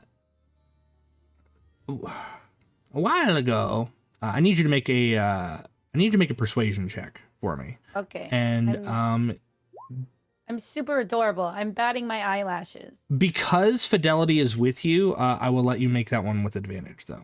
Oh, thanks. Ooh. 20. Okay. You see Granny, she kind of sets her lips for a second. She says, about 20 years ago, I think Fidelity she's probably around 9 or 10 at the time.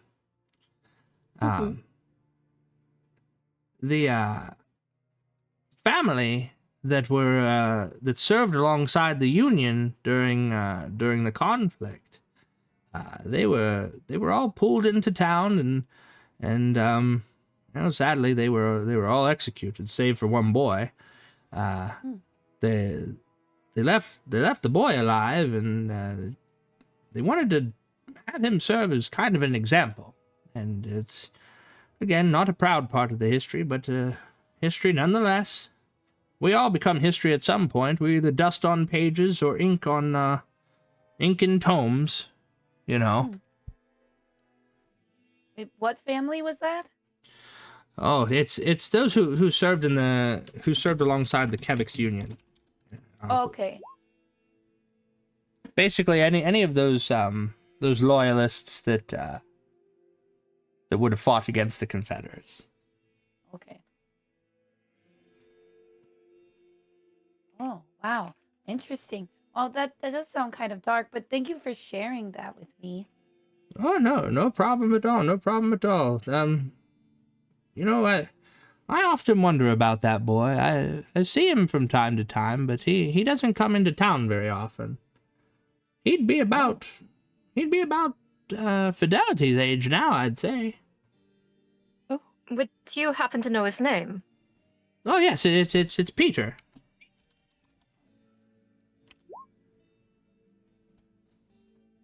He lives on the outskirts of town.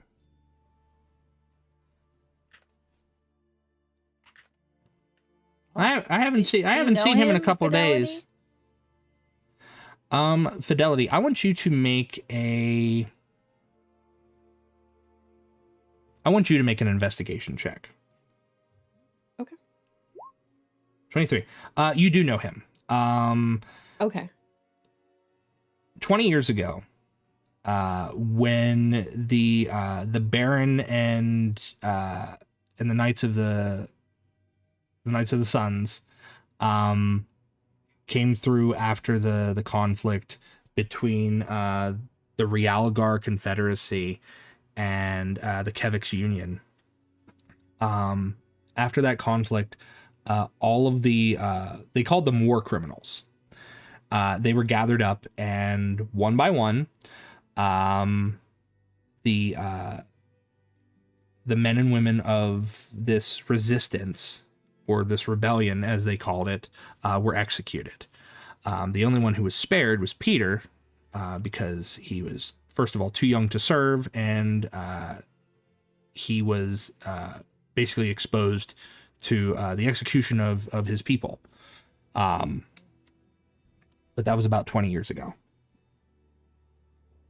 And the town allowed him to remain in town, to stay here and reside as a resident. Because they're not going to punish a boy for the sins of the father. You know what I mean? Yeah. Okay. But you know Peter tends to keep to himself. He comes to town to trade. He's a very good hunter. You know that he's very good alchemically. He's made some poultices and some salves and stuff that he's kind of brought into town. Some of which are actually on the shelves here in Granny's shop. Does it say Peter's poultices on the label? Yes, it does. It says poultices by Peter in very, very fine script. Oh, wow.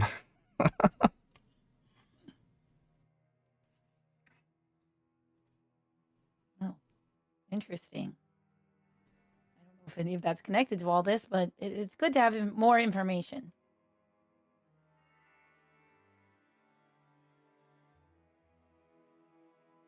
So, with your provisions gathered up, unless there's anything else that you guys need to get from Granny or anything like that, where do you guys go from there? You mentioned the blacksmith. Mm-hmm. Yeah, we could probably use a little bit more info, and maybe Drool wants to look over some weaponry or something. I feel that my weaponry is sufficient. Isn't there a ornery old man that we should go visit? Oh, is that? Do we? Yeah. He wants to go visit the ornery old man. Please. Well, I mean, would the blacksmith have the same information? So maybe we should just go straight to the source. Oh, we don't know if the blacksmith has any different information. Right? Okay. He might they're talk right to different here. people. Yeah. All right. Well, let's pop into the blacksmith, and then we'll go to the ornery old man. Okay. As you venture into the blacksmith shop, you see a very stout and well-built dwarven man. You see that the building itself is covered with like black soot and dirt. The front doors are wide open, and you can hear clanging metal heard from within. As you make your way in, you see the ringing of sparks as hammer collides with steel. And he kind of picks his head up and says, "One moment, be with you in a sec." And he fiddles around with some stuff, and after a while he comes back out. He's like, "All right, welcome. What can I do for you?" Drool, do you want to take this one? Hi, Deacon. We had some newcomers to town. Ah, Fidelity. Hey, Oh yeah, Fidelity knows everyone. I apologize. I haven't gotten that dagger sharpened for you yet. I've been up to my ears in work. And he looks around, and you see that he's got like half-finished projects everywhere, like swords and helms and things like that. He's like, "Constable's got me running ragged. I don't know if I'm going to be able to stock up on everything that he's asking for, but I'm doing my best with what I got. I'm almost out of some iron though." He's like, "You don't know when we're getting another shipment, do you?" Do I? No, you wouldn't know. You wouldn't know. He's just hoping. Okay. He's just hoping that you've got some word because you venture out and he doesn't. Sorry. Fresh out of iron, but if you need some wool. He's Gotcha. like, "Well, I can always pad the armor, make it look a little more puffy," and he runs his hand through his hair. He says, "So what you need? You need blades, armor. What you guys need?" Information? "Got plenty of that too. What you need? What do you need information Have you on?" heard anything about the animal attacks around this area? "Well, I know that this is the first time in about 3 decades that these animal mutilations have been plaguing our region." And he kind of shakes his head and says, "Well, I'd tack it up to the orcs. Why is that? Well, my last shipment of ore that was supposed to come in got waylaid by the orcs not that long ago, and that's why I'm not able to keep up with all my my commission work. The issue is the sergeant wants all of this made within a certain time frame. I told him, I'm just one man. I can only do so much. But unfortunately, you know, I'm one man and I can only do so much. And he just kind of shrugs. The sergeant ordered you to make all of these so urgently. He thinks the orcs are planning on making a move at some point, especially with the Baron putting out a bounty on them. But between you, me, and the fence post, I don't reckon that the orcs are gonna come down into the town. They'd rather hit people on the road. I don't think their force is large enough, personally. But that's only because I've only seen an orc or two scouting out the outsides of the wall. You think that the scouts are going to do something about it, but, you know, the local militia's stretched thin. There's only so much that they can do. And, you know, they can't just send the entire town's militia up to some orc camp and start engaging them in battle and leave the town unprotected. So we're safer here with the guards here than we are out there on the road. Master kind of mutters to themselves, like, but then why wouldn't the orcs just eat the animals? By chance, have you heard of any talks of a bear also in this region? Bear? Huh. I've heard plenty about bears, and he says, there was one, what was it, 4 nights ago. Peter came in here, he was saying he needed something to, oh, here, and he pulls out this piece of paper, and it looks like a schematic. And he's like, he wanted me to make some kind of like a goading rod, and he shows the schematic, and it looks like a pole connected to a chain that's also connected to this large metal collar.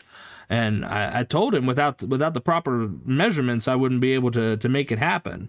But I guess he said that he saw a bear lurking around some of the farms, and was gonna try to lure it away. But that's crazy talk. I don't go messing with bears. I mean, look at me. He says, I'm 4'5". I'm not messing with a bear. They're at least 10 feet tall. Did he say? Sorry, hi, I'm Brooke. Nice to meet you. Did he say like? Hey. This was just a normal bear? Was there anything strange about this bear? Oh, he just got frustrated with me when I told him I couldn't make it without getting the exact measurements. I don't know if it's a regular bear or a big bear, or you know, if it you know, An owl bear? an owl bear. And his eyes kind of go wide. I mean, we saw one recently. You saw. And he almost like staggers back. But I guess it doesn't particularly matter what type of bear.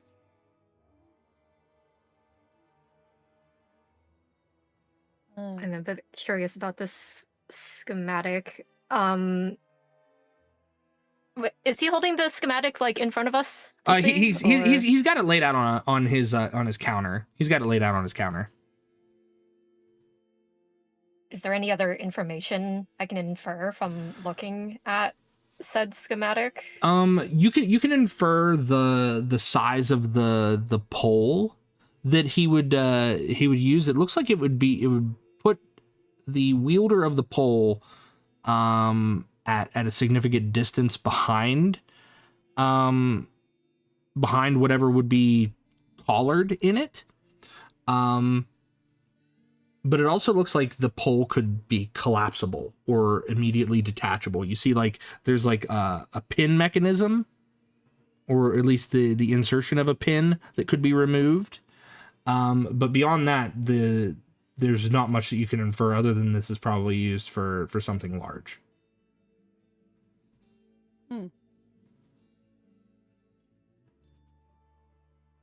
Again, I told Peter that if he wanted this made, it's like it's gonna take some time because the other commission work I got coming in, it's paying more.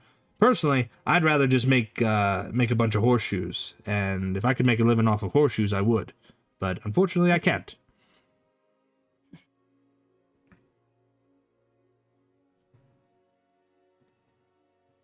It does seem more practical.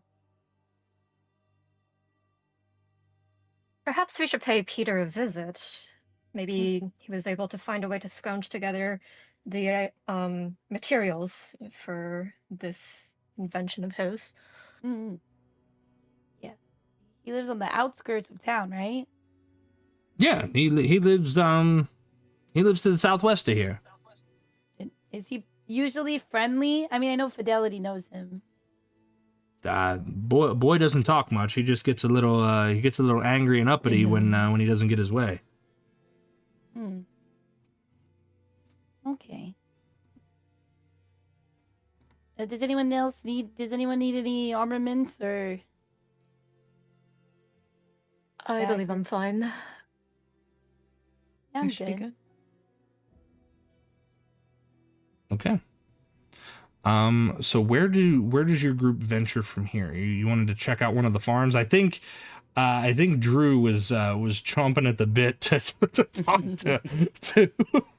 to the gnome. Yeah. Do we want to go? There, or do we want to go try and find Peter first? Well, we should ask Fidelity, because she would know which one is on the way to the other one. That's a good point. So, Fidelity, you know that the nearby farms, at least in the direction of AD's farm, first would be the Shoefield farm, then the Perkapile farm, and then your family's farm, the Hofbauer farm.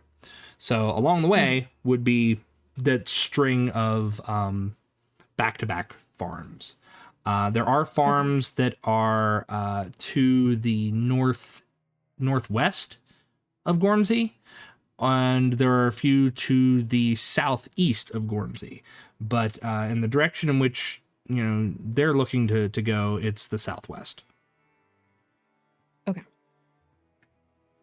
All right. So we'd be hitting the farms and then Peter? Yeah. Schofield Farm, if you want to talk to them, then there's AD Perkapile, if you want to dip, duck, dive, and dodge. Seems like he might have the most relevant information. Well, perhaps he won't be too upset to see us if we can solve a problem of his. True. Which is this bear or owlbear or whatever's been killing these animals. So I think it's worth a shot. Alrighty. Let's do it. Okay. So, you all venture back out onto the day road.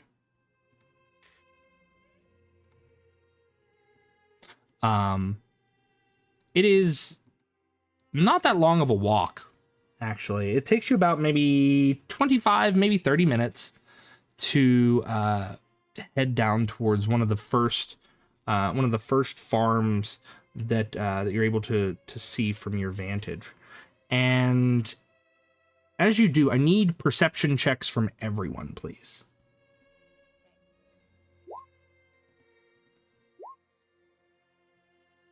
Oof. We're doing great, y'all. We're doing We're doing so great. We see everything. We're so good with the eyeballs. Oh my god, it got worse.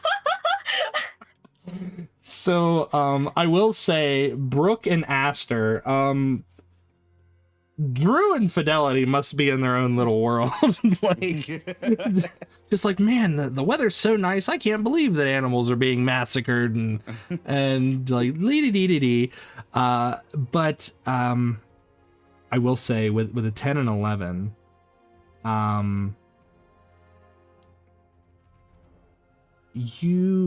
the two of you happen to notice, the sight of a very silent farmstead. From your vantage, you can see the outer walls, but the smell hits you first. You smell burning timbers.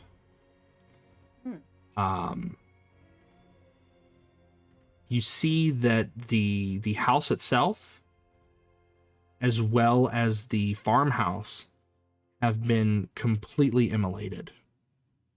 Oh.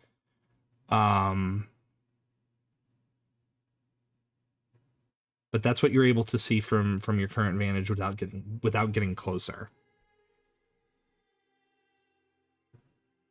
Like the crops or just the house? The house is on fire? No, Or- the house and the or- barn are smoldered timbers. Oh. Like the fire happened a while ago. Yes. Interesting.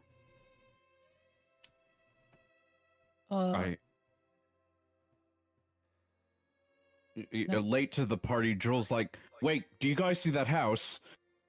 I think it's burned What down. house? The house is gone. Oh no, the house had burned down. We should go investigate it. This is fine. They would have told us about if this farm was burnt down before. Yes. Yeah, I know. Right? Yeah. Fidelity, this is a surprise to you. Okay.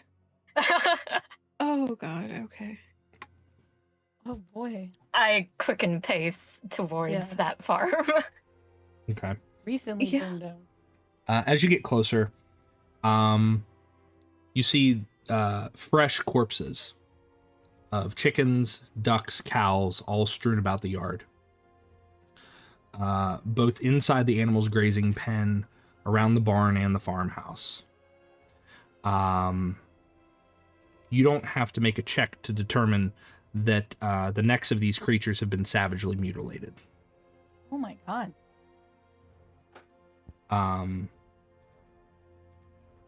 The farmhouse, from the looks of things, you guys can make an investigation check if you wish.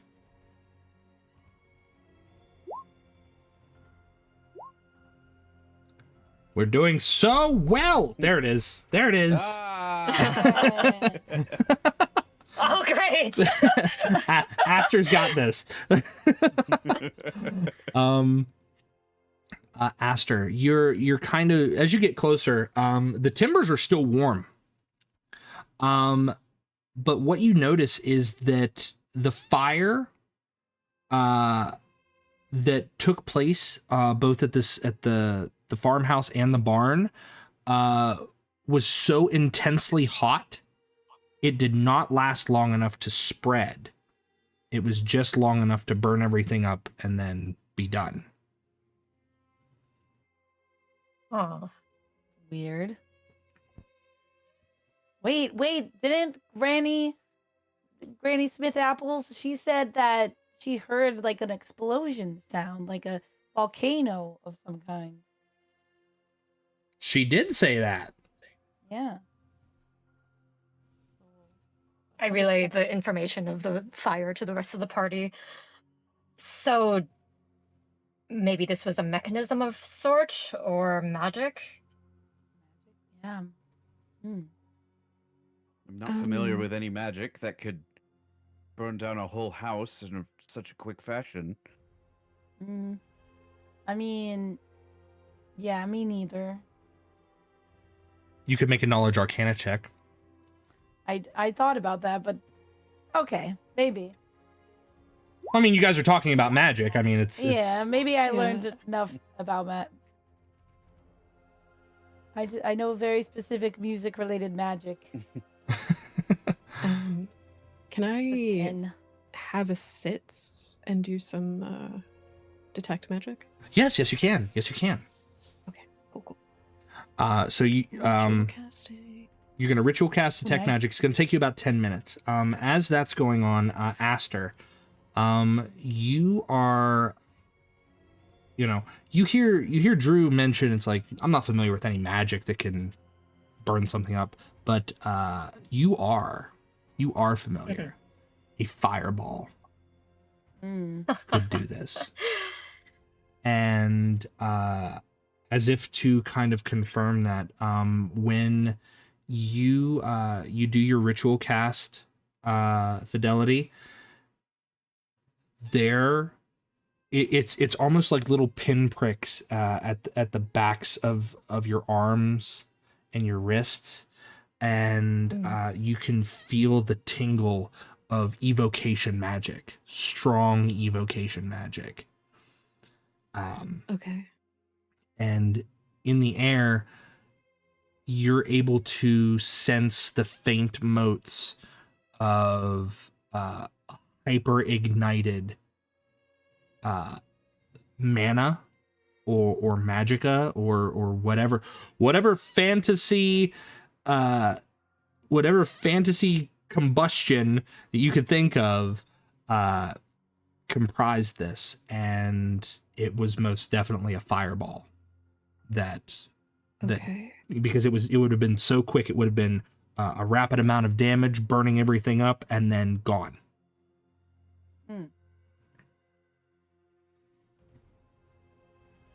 Okay. I will relay that to everyone. And Fidelity's palms are kind of sweating. Are her This knees weak? feels arm spaghetti. Mm-hmm. Some of this just feels like it could have poor implications for the infernal tieflings that own a farm. Oh. Do Yeah. you think maybe someone's trying to frame your family? I don't know. It's in the back of my head. Does She's a little can nervous. anyone? I'm not framing your family. I just want to know if that's something, someone who can do fireball. I don't think my grandmother can. I don't know. I don't think anyone your else in the grandmother family. would. Yeah. Yeah. Yeah. Oh no. Yeah. Just like, would they be trying to, frame you guys? I don't know. Well, What? just a thought. Just a thought. There's Hmm. no evidence. Just a thought. And you don't know any other powerful enough mages that would even be capable? Right. No, in this very small town, that level of magic is almost unknown. Okay. Cool. That's Yeah. very weird. Why This these had to be a farms? massive fireball. Yeah. Interesting. Schofield Farm. Do I know anything about them in particular? They just normal people? Yeah, they're you've got Roscoe, and you've got Roscoe and Hortense, the husband and wife who run the farm, and you don't see them anywhere. Oh, Oh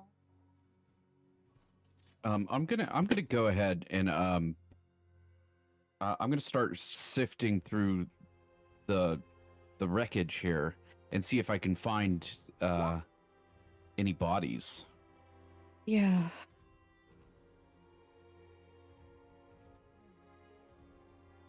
Wait, so we're at Schofield Farm. I thought we were at the Perkin Pile Farm. Yeah, you're at the Schofield farm. You're at the Schofield Okay. farm first.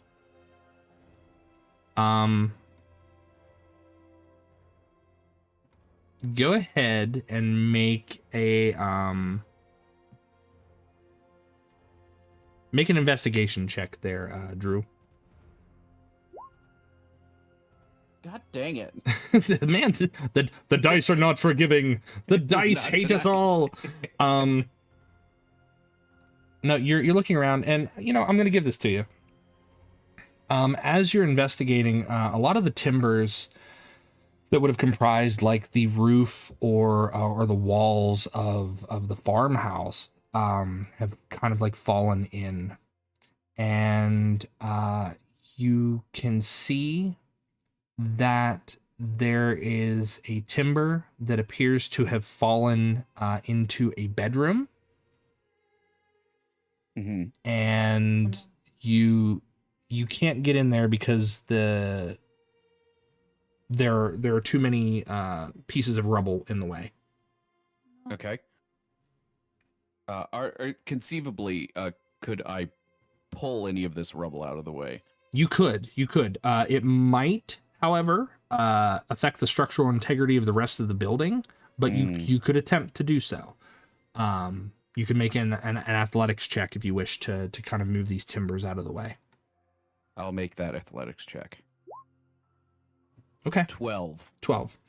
You start to move some out of the way, and it gives you enough leeway and move enough space to move yourself in.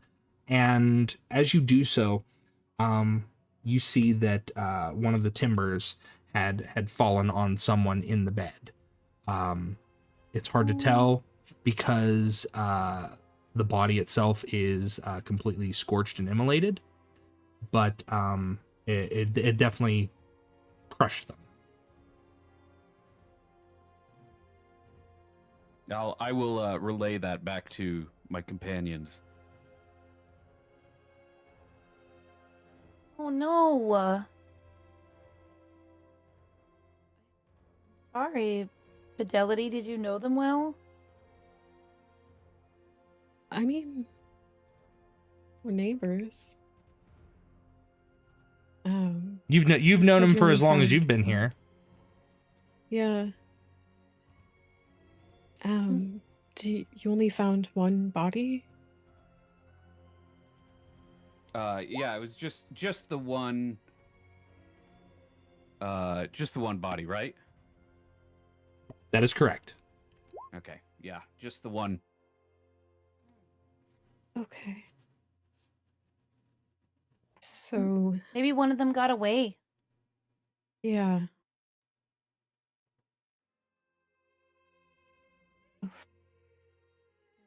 Is there anywhere on the house where I can keep sifting through? I know it's still kind of smoldering. I'm a red dragonborn. I'm not worried about getting burnt. Oh yeah, the heat's not bothering you at all. Like, yeah, the timbers still feel like they're like crackling warm, but they're not going to like reignite anytime soon. And again, the heat doesn't bother you. You were able to just kind of like walk in and grab these hot timbers and move them with ease.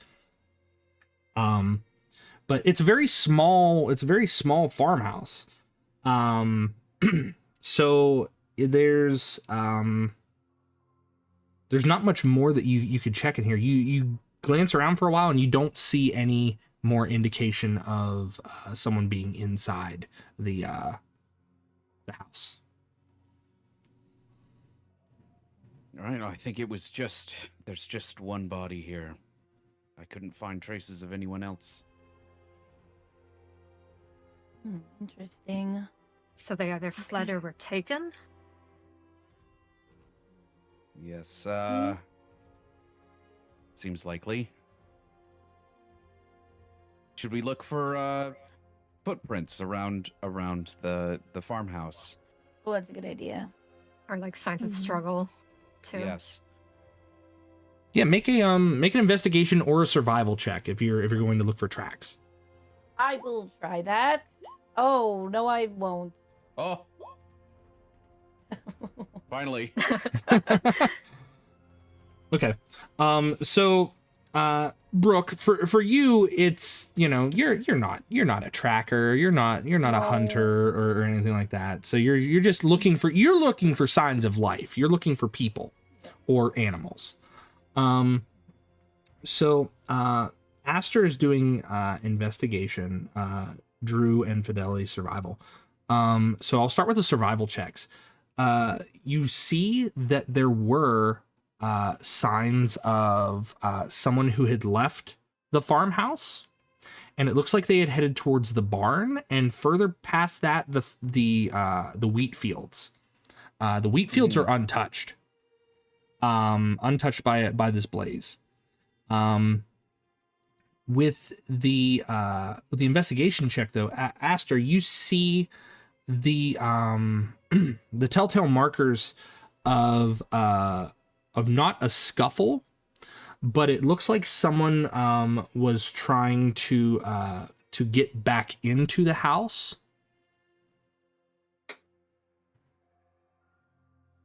But then it looks like they had attempted to get back into the house and then attempted to leave. And these kind of coincide with the same footprints that that Fidelity and Drew have seen. There looks to be brief hesitation, like when someone's like, I don't know if I want to go left or go right, and you know their feet kind of scuff in the dirt because of their own physical indecision, and they've bolted towards the fields. But with a 14 investigation, as you're kind of gathering that that connective thought, Aster, you see a corpse draped over the middle portions of a fence post. And that's a different corpse than what was already Correct. discovered. Correct. I signal the others to come over to look. Oh no! Can we tell? Is this one a little bit more recognizable, or? Yeah. It's definitely Mr. Schofield. It's definitely Roscoe Schofield. But it's not burned. Not burned. Can I do a medicine check? Yes, you may. I'm assuming they're dead, not like barely on the on the verge of death. Yeah, with a 12 medicine check, they are in fact dead, and they have been for several hours. If I could see how they were killed, whether it was arrows or magic. You see that there are very deep claw marks. The claw marks go from the back, from the right shoulder down to the left hip. How, in my mind's eye, how big are the claws that made this?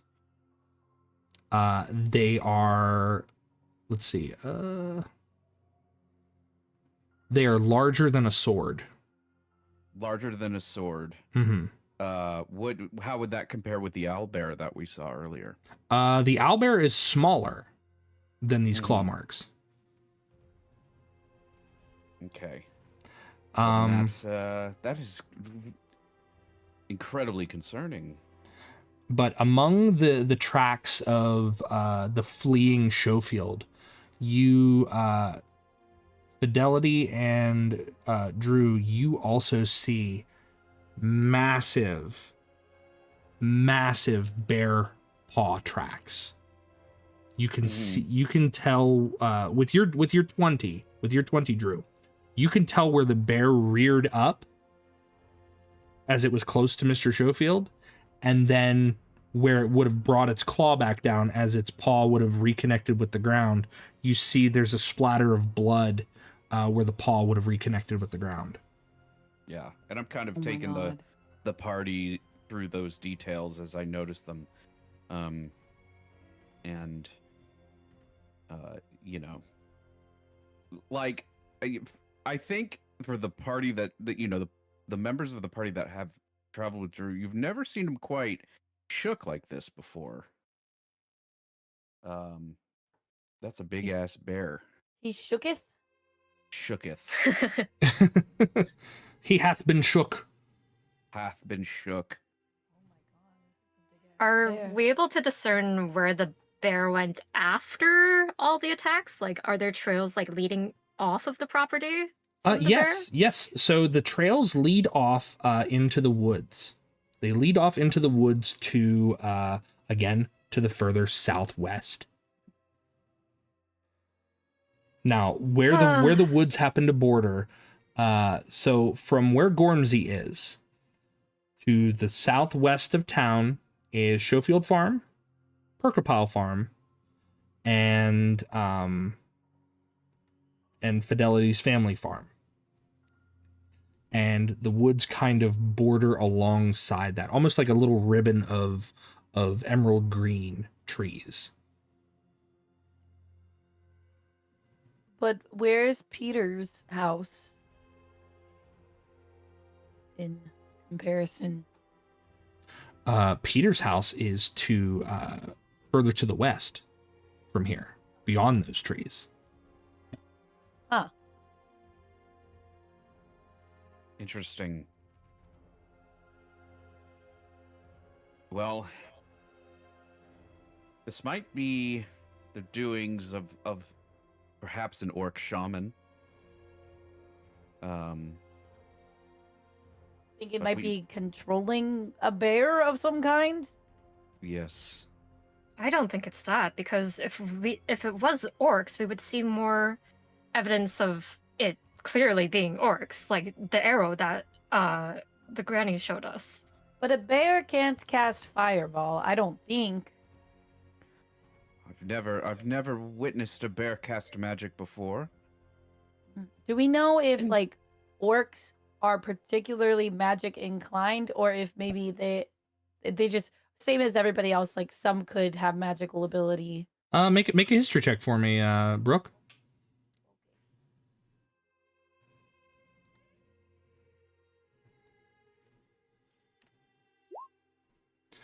With Finally. with a 20, it again depends. Some larger orc war bands would have shamans or blood priests or someone who's able to harness arcane or divine magic to bring down the wrath of their gods upon their enemies. So it would not be unheard of for them to be able to use this kind of magic. Now, it is rare.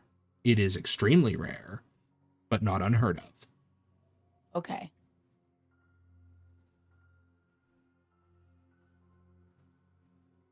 I feel like we're still missing a puzzle piece here. I think We that should go puzzle check the piece is other- Peter. Or the Yeah. other farm. Yeah, we We gotta need go to to check on the farm other farms. from the old man. Yes. I would like that, please. Yes. Especially your family's Oh my farm. god. Should we go check on your farm first? I will go to Perkapile first and hope he doesn't shoot us and go from there, if that's all right with you. Are you sure? Yep. Okay. It is along the way. All right. Maybe we can see if there's any immediate danger from there. Okay.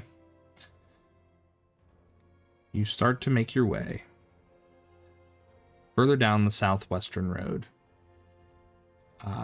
along a string of open fields, and give me 1 second. I'm gonna copy everybody so I can just drag you all over.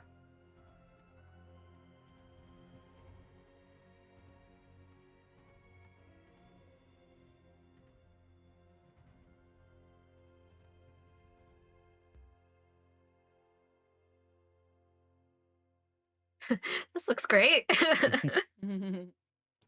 So the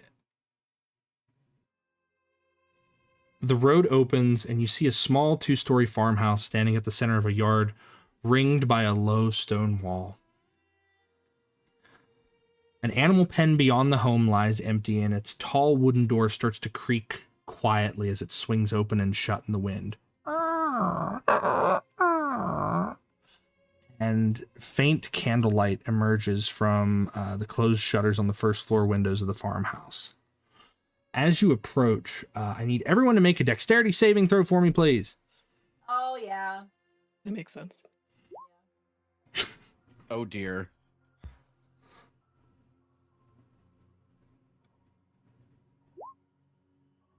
I can take the hit. It's everybody but Drew. He is big. He is. He's a large target. So Drew, as you are approaching, you hear and a crossbow bolt comes sailing out from where you're not sure. Even the angle of where it lands makes it indeterminate, and it lands directly into your boot. Oh. You take 2 points of piercing damage. All right. And you hear someone call out, "Yeah, get off my property!" you just Drew replies with just a long string of profanity. Yeah, I can cuss too, some bitch. I'm gonna pull the arrow out of my boot and hold it in my clenched fist as I walk up to. Don't do it again. And you hear him go, and he loads another crossbow bolt. He's like, try me, red man, come on. Fidelity, you want to? AD, you put one more arrow into my guess, and so help you. So help you, so help me. Mm-hmm. He's like, I would like to dash at him. You're gonna do what? Disarming this little booger. We're not here to intrude. Your animals. We want to help. Your animals have been slaughtered. No. yeah. See. They thought they could get one over on old AD, but no. AD's a lot smarter than they is. Yeah. See, they're coming for the animals, right? Well, I thought I'd beat them to it, so I did it myself. So now I'm just gonna go ahead and replenish when the smoke dies down. But nope. The smoke dies down. Is he talking about the smoke that's like from the farm that we just came from, or is there like more alarming? Make an insight check. Closer. Make an insight check for me, Aster. Okay. No. Yeah, it's however you want to determine it. Like, to you, it's like he could be. He's like, he's like, now don't you take no more steps? No closer. No. No. I have my hands up, like not taking any more steps closer towards this man. We just want information. Do you know anything about the attacks? Yep, I know I ain't gonna be attacked. Not with the old Bessie here. And you hear him, like, he fires off a crossbow bolt off into the air, and it goes off far and wide. You watch it just sail over. He's like, "Oh, and he swears to himself, and then you hear him reloading his crossbow. Drew is still walking towards Wait, him. I thought Fidelity is trying to disarm him, right? Yeah, so Fidelity, you're rushing him, right? Okay, so go ahead. Okay.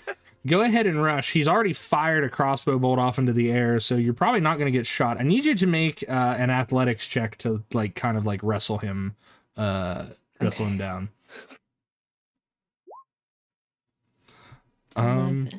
Let's see. He's got a 15 on the die. So you go to wrestle him down, and he just ducks under you, and kind of like a matador with a cape. He kind of swings you to the side, and then he staggers and scrambles outside onto his porch. He's like, "Ha ha! You ain't gonna get me today. You ain't gonna get me. You ain't gonna get my livestock." Have I arrived yet? Yes, you are right. You're right behind him. He's distracted by Fidelity. Oh, I rolled a 5 on my athletics to try and grab him. All right. He got a 10 on the die. So you go to grab him, and he just ducks under your legs, and he kicks you in the back of the leg. He's like, "Hey, I got you some, bitch," and he starts running again. Get over here, you ornery bastard. I give chase. he's got short legs, so he's not able to run as far. So you're chasing him around his grounds, but he's got a loaded crossbow, and now he's gonna fire at you. Okay. Let's see. Does a 15 hit you? Does a 15? It does not. Okay. He fires and it like tinks off your armor, and he's like, ah! And he keeps running. Can I make another attempt to grab his Wait, crossbow? before you do that, can I just cast fairy fire at him real quick? Yeah, go ahead. That doesn't do damage, does it? No. Okay, good.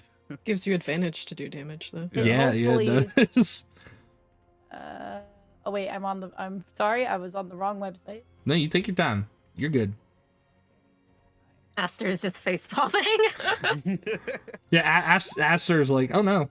All right. Oh, is this a saving throw? I don't. Fairy fire. He has to make a dexterity saving throw. Okay. He's a little wiry dude. Let's see. Slippery little bastard.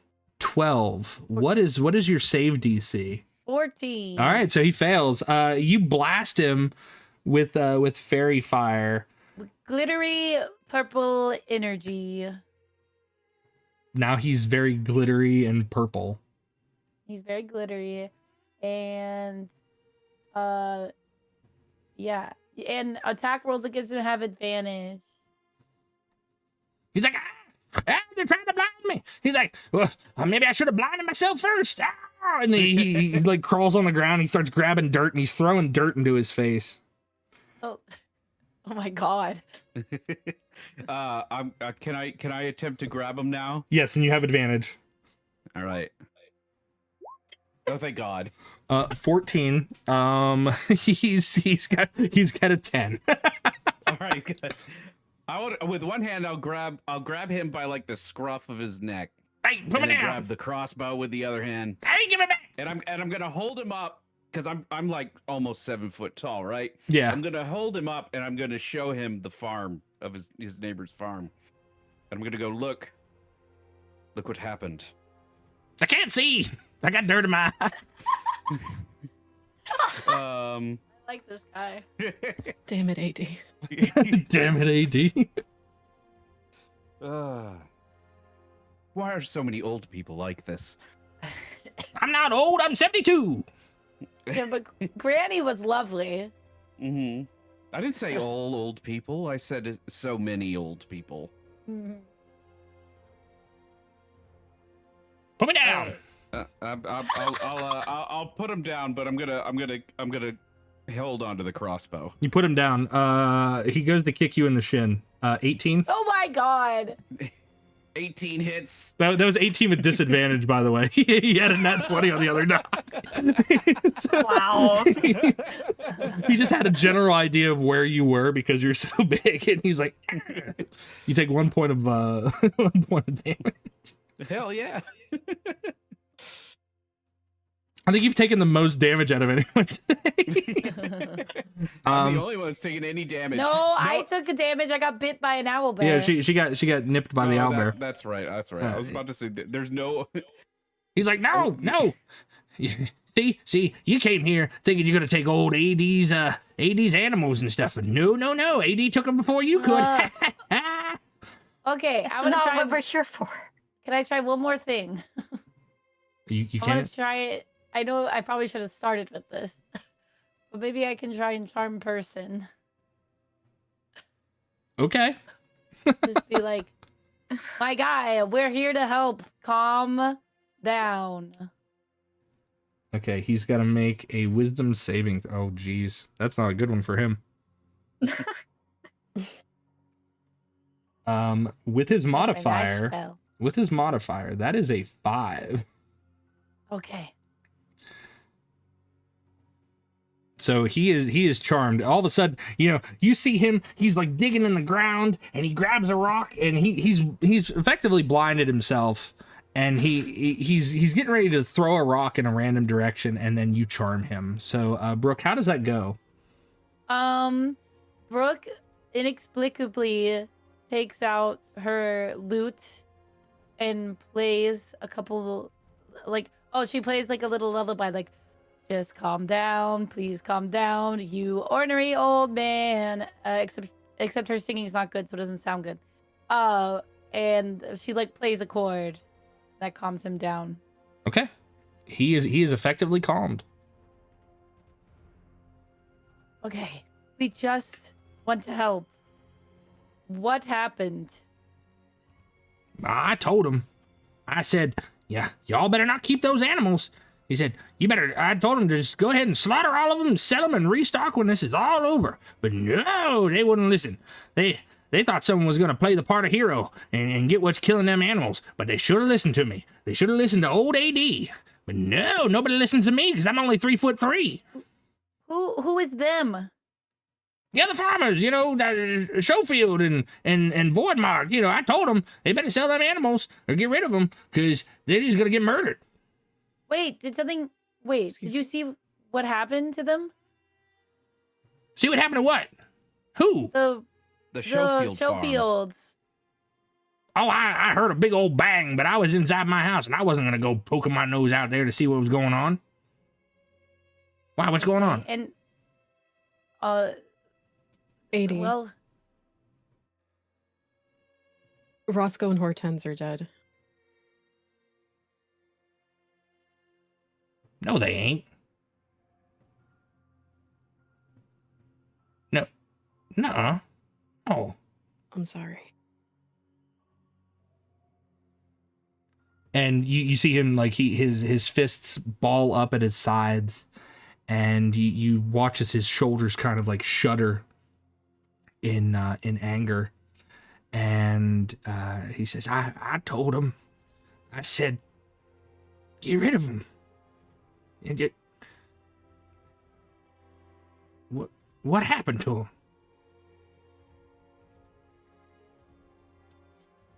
Do you really want to know? And he looks up, and he's only got one eye that's like not completely caked with dirt, and he looks at you, Fidelity, and then he looks to everyone else. He says, "No, I guess not. I guess it don't matter now if they're gone."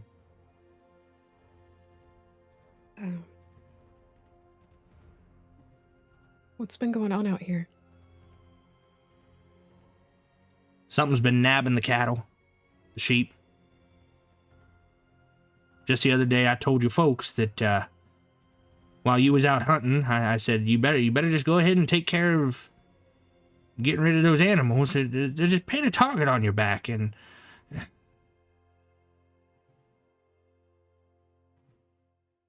you better go to your folks there, Fidelity. Do you want to come with us? And he looks back at his house, and then he looks to all of you. He's like, "No, I should probably stay here. I got a lot of stuff to think about." And he looks out at like the own massacre that he's kind of like done to his own animals, and you see him sigh. I'd like you guys to make an insight check, if you would, please.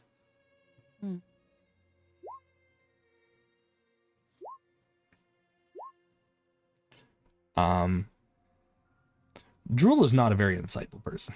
I have a +4. Oh my god, really? I rolled a 2.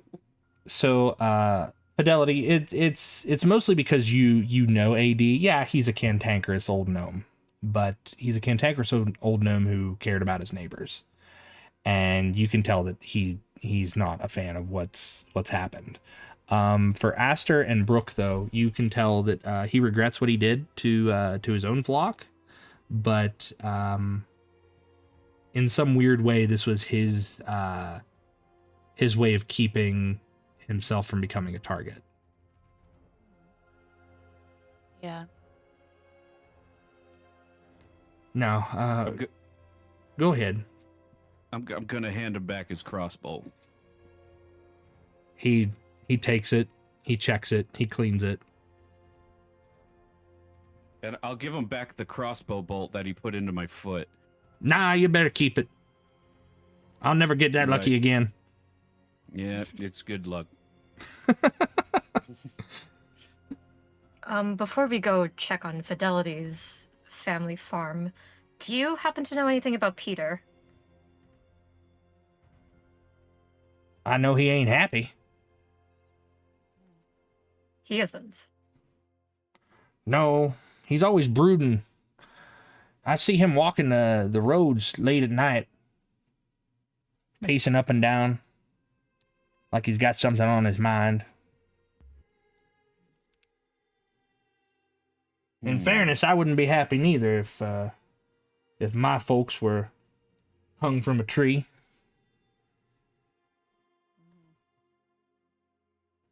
I don't know why the town decided to keep him in. That's like lighting a match near a pint of oil and hoping that it don't ignite. I assume you've been living here all your life? Or Oh most yeah. of it? Oh yeah. 70 years. Did you happen to know Peter's folks? I knew him. I knew him before they fought in that damn resistance. And what is your opinion on the resistance? Well, everybody's got to fight for something, whether it's freedom or personal belief or what have you. I didn't want to fight. I decided to stay home. I said I had pertussis or something, and I decided to stay home. But as far as my views on it, I think it was a waste of life. Personally, I think it was a waste of life.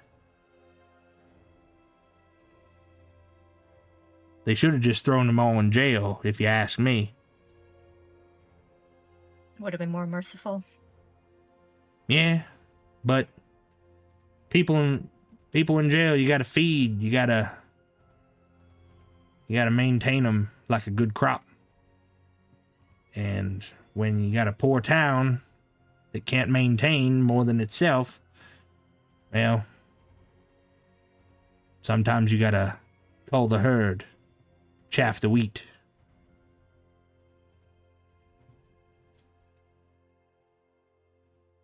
I believe I have an idea of what's going on here. I thank you for your insightful conversation. And Aster's gonna start walking off. I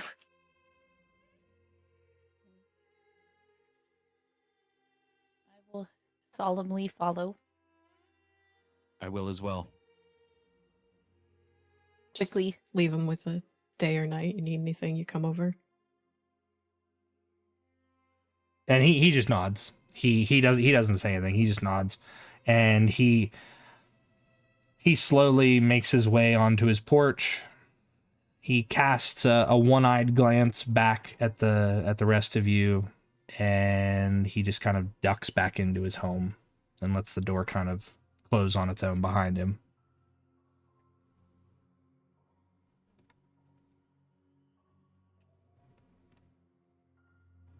Shall we hurry to your farm? Fidelity? Yeah. Quickly. Try not to outpace our halfling friend too much. I can keep up. Okay. She can ride on my shoulders Oh. if we're going pretty quick. I'll do that. Thank you. Yeah, I'll just hoist her up. Whoop. Yeah. Ooh, it's high up here. Pretty tall up there. Yeah. As you guys are getting ready to leave AD's farm,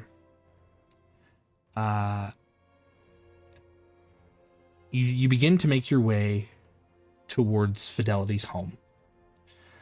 I need a perception check from everyone, please.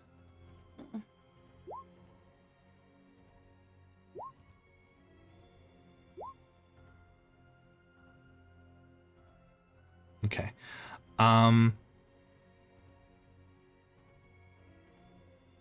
Brooke and Fidelity, you're both kind of distracted, probably for one reason or another. Aster, you're kind of keeping an eye out. You're probably a little distracted yourself. You seem to be piecing some things together. But Drool, off on the side, almost in a ditch nearby, you see someone. What do I see? You see a man, blonde hair, wearing with a big bushy mustache. He's almost entirely motionless, wearing what appears to be, from your perspective, a guard's uniform. Mm-hmm. I'll signal to the group and then make my way over. As you make your way over, you see that this person is they appear to be reaching for a sword as you approach, and upon hearing you, they get a little bit hurried, and you see them reaching out.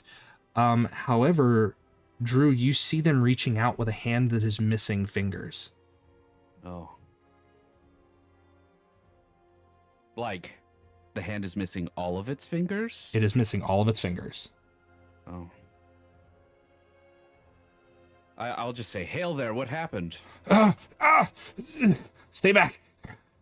And then he kind of like tenses a little bit. We don't mean you any harm. What happened? And he twitches a little bit. He goes, that damned boy. And he sits up a little bit. He says, and he looks around. How close is Fidelity to where Drew is? Like, reasonably close, a few feet. The void marks. You got to get to the void marks. I'm booking it. Yeah, without saying anything, I'm gonna cast. He's gonna get a cure wounds. Okie dokie. So that's a D8.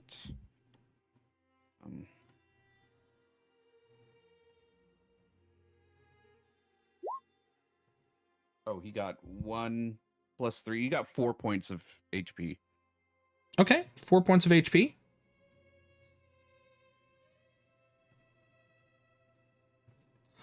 Are you the constable? Yeah. Yes. Oh, That's... You've been away from town for 3 days. I have. What? You have to get to the void marks. Just go. okay. Well, we're gonna have to talk to him later. I'm already. Yeah. You're on my shoulder, and we're moving. Okay. Yeah, gonna run after them. You book it. Fidelity, you are in the lead. You are way ahead.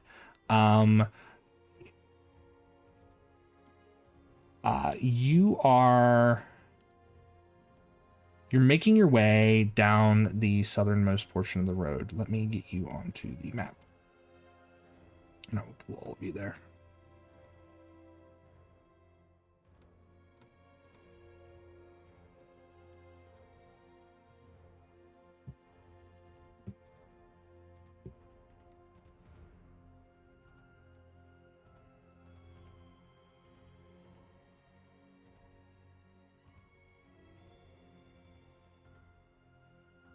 Sorry, Roll20 is wanting to be very difficult right now, but that's okay. That's okay. We have time.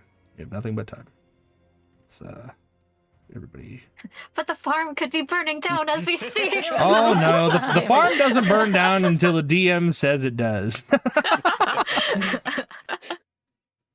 Don't put that evil on me. No. I would never. You know, I would never. It could have picked a better moment. So let's see. Suspense. As you make your way down the road, Fidelity, you see your homestead and you start running as far and as fast as you can. In the distance, your new companions are making their own at their own pace. They are trying to keep up with you. you should be able to move your tokens. I am on Yep. the shoulders of the Dragonborn.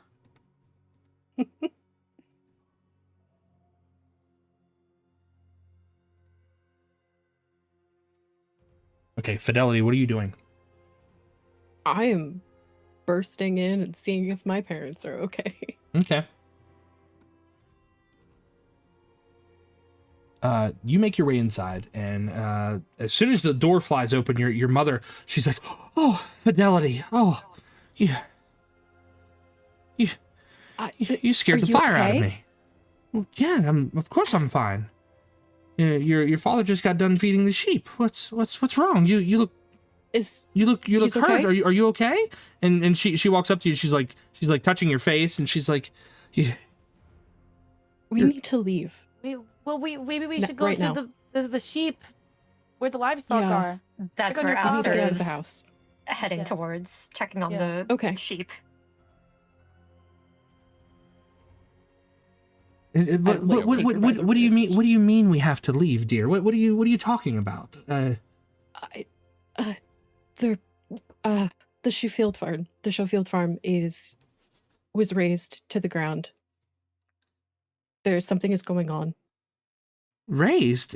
We are not safe here. And as soon as you hear "not safe here," your father comes out of his room. He's not wearing his glasses, and he says, "Fidelity, what are you on about?" It's like, of course we're safe here.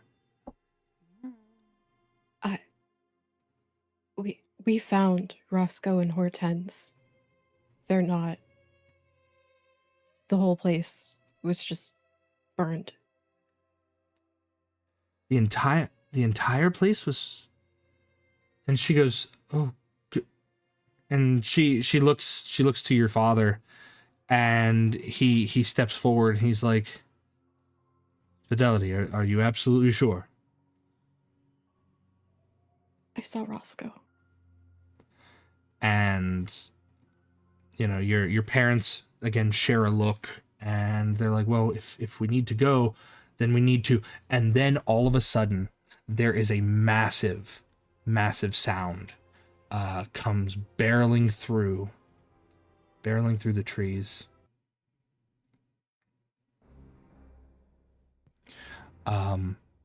You hear a large thud against the back side of the house. And Aster, you are outside. You hear something break through the copse of trees. Can I see it? Oh yes, you can definitely see it. You Oh my see God. you see this massive bear come barreling out of the trees, and it slams into the back of the house. Fidelity, it literally shakes the foundation of the home. Your parents Aster yells. your parents panic. They're like, "Oh, what in the devil's is that?" And I need everyone to roll initiative. Aster I'm yells, out "It's of- the bear!" I'm out of spell slots. Also, I fixed the point, whatever. There it is. No more computing pi for initiative. Apparently, that was because I had a setting that was add Dex tiebreaker to initiative. Oh, I gotcha. Okay, so let's see. Drool's at 7. I minimized my window and I lost it. Don't lose it. All right. Do you need me to help you find it? Oh, I got it. I'm good. Also, you need to move your token over to where Drew is.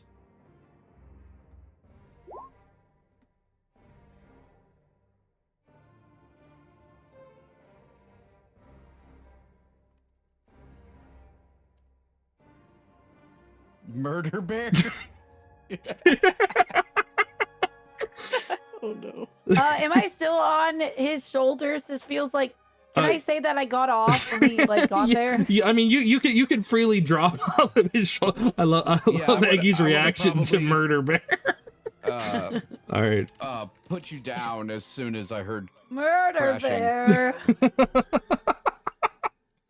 Murder bear. Oh no. All right. So, and I'm also gonna roll for your parents also, Fidelity. They are not combatants, but they do Run away. Yeah, they can run away on their turn. Okay, okay, good. Let's see. So there's for honor and Tantalo. 1960. It looks like they'll be able to get a good running start if you tell them to.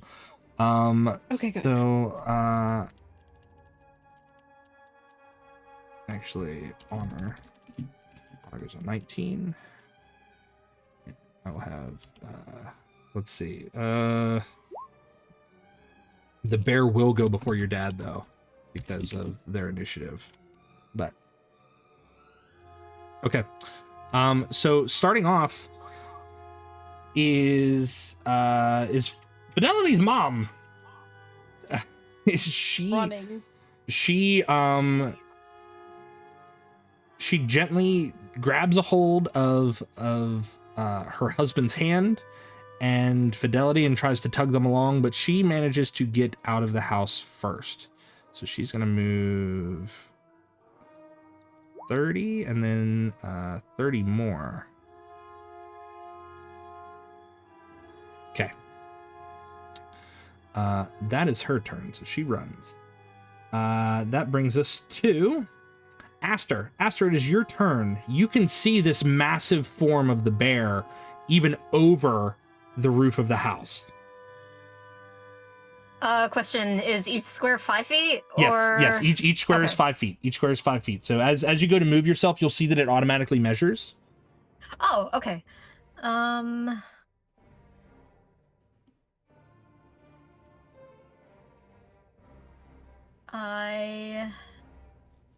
God, I don't think that Entangle will really help here, because it's probably really strong.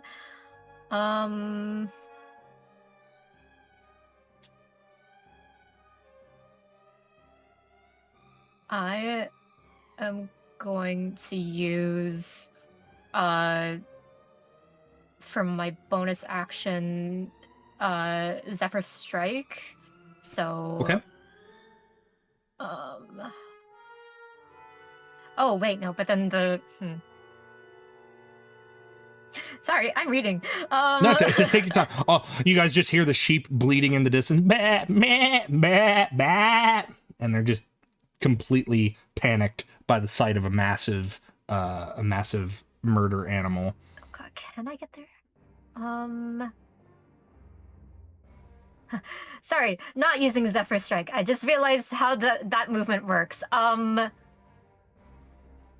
I will just move to this side, putting myself in between the bear and the sheep. Okay. And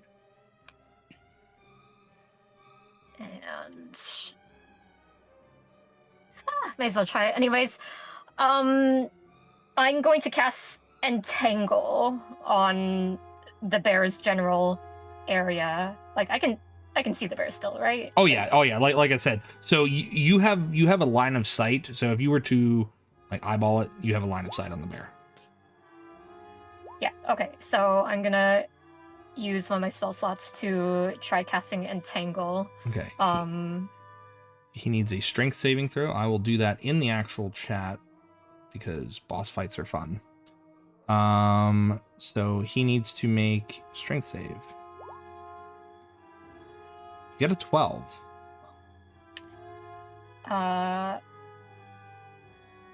Wait, hang on. I'm just checking the Petal Knight's spell save DC because I think it's Wisdom, but I just need to double check.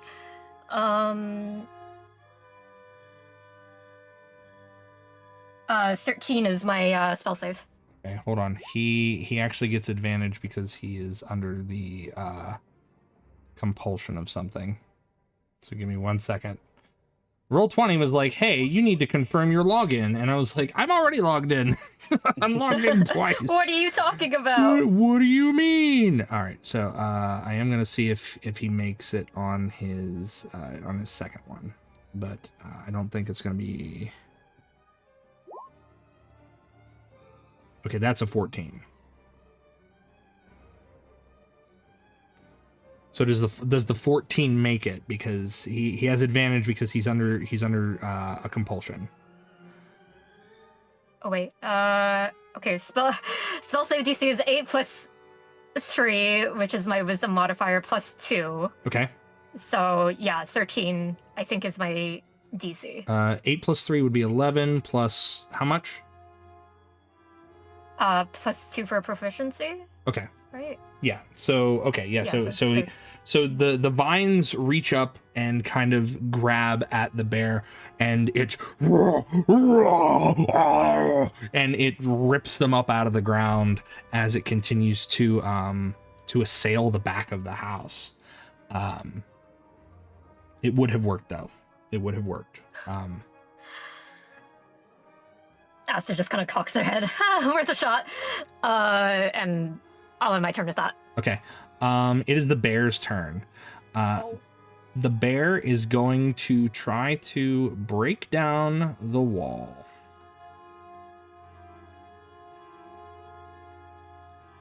So come here, bear.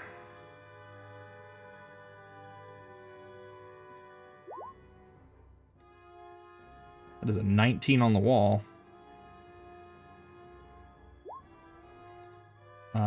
That is 9 points of slashing damage to the wall as it like throws itself up against it, and you see the house start to like rumble and shake.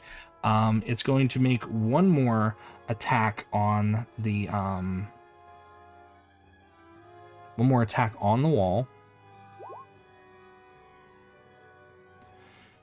12 hits because it's hitting the building, and that is 8 points of slashing damage. Again, it's like clawing at the walls, and you can hear it splintering through the wood, and it's starting to make some headway to get inside. That leads us to Fidelity's dad, who's like, no, and as soon as the bear claw like pokes through the wall here, he makes a move to run past you, Fidelity, and he's going to keep moving. He's like, nope, and he's out of there. That brings us to Fidelity. Fidelity, it's your turn. You're in the house. You see the bear as its claw is bursting through. You see that this bear has rather gnarled teeth.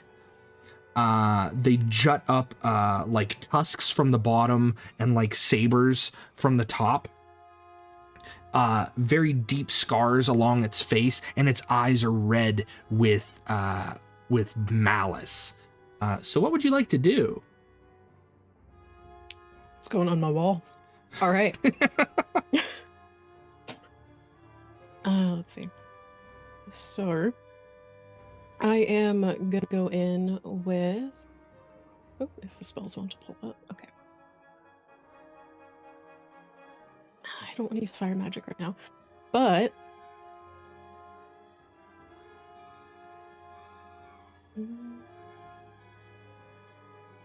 okay.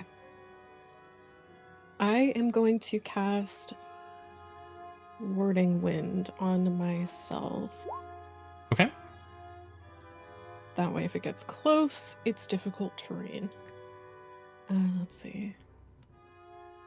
Okay, a strong wind, 20 miles per hour, whips around you. So everything inside your parents' house, like the tables and chairs, are being whipped around. They're not going to hit you, but you're definitely kicking up like a small, not an F5 tornado, but it's definitely something that's going to give you a modicum of defense. My dad can yell at me later. But yeah, I think that's all I can do right now. Okay. I have my rapier out. I am pointing it at this thing, and it is personal. Okay, fantastic. And you are concentrating on this. So let's put a big old concentrate on you.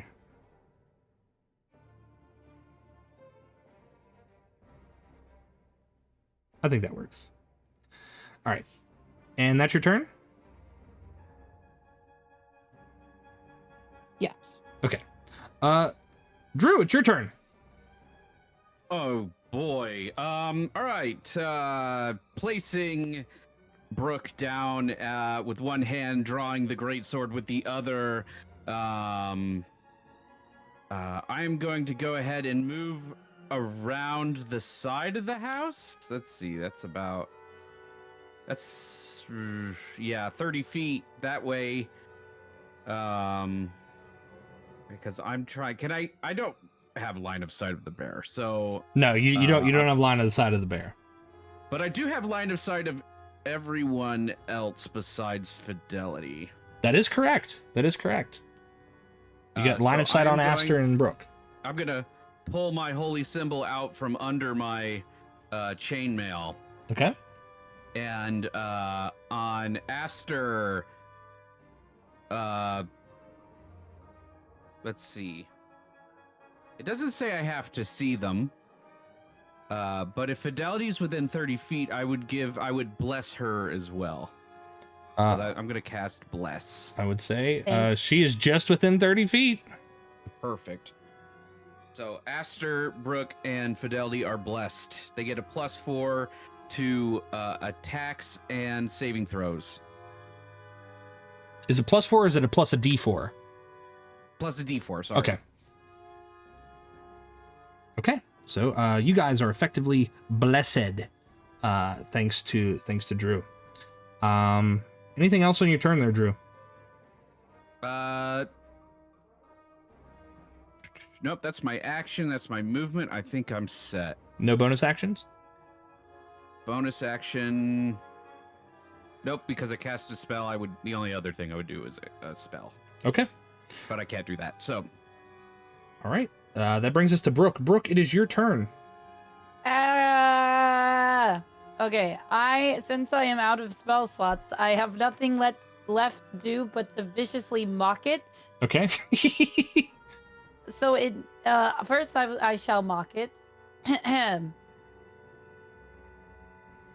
Thy brain is as dry as the remainder biscuit after a voyage.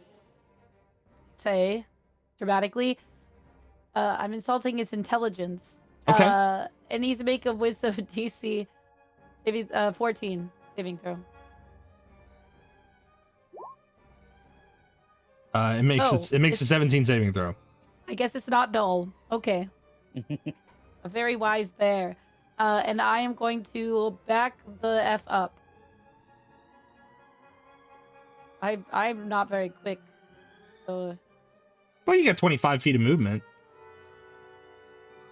Oh wait, was I within range of it to do that? Vicious Mockery is what's your range? Think so. What's your range on Vicious Mockery? Nope. Okay, wait. I would have had to move first. It was 60 feet. You're within. Okay, cool. Now I back up. Yeah, you were within before, and even if you backed up, you're still within, so you're good. All right. Next up, that would be Fidelity's mom. Fidelity's mom is like, get away from the house, and she's like, she looks to her husband. She's like, hurry up. And he's like, I can't see without my glasses. And she's like, forget your glasses. He's like, I did forget my glasses. That's the whole point. So they're having this little spat as all this is going on, and they're being attacked by a deathly bear. Aster, it is your turn. Married couples.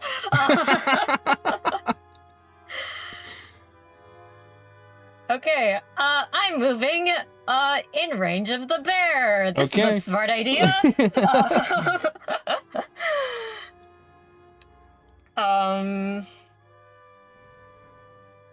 And now I'm gonna use Zephyr Strike.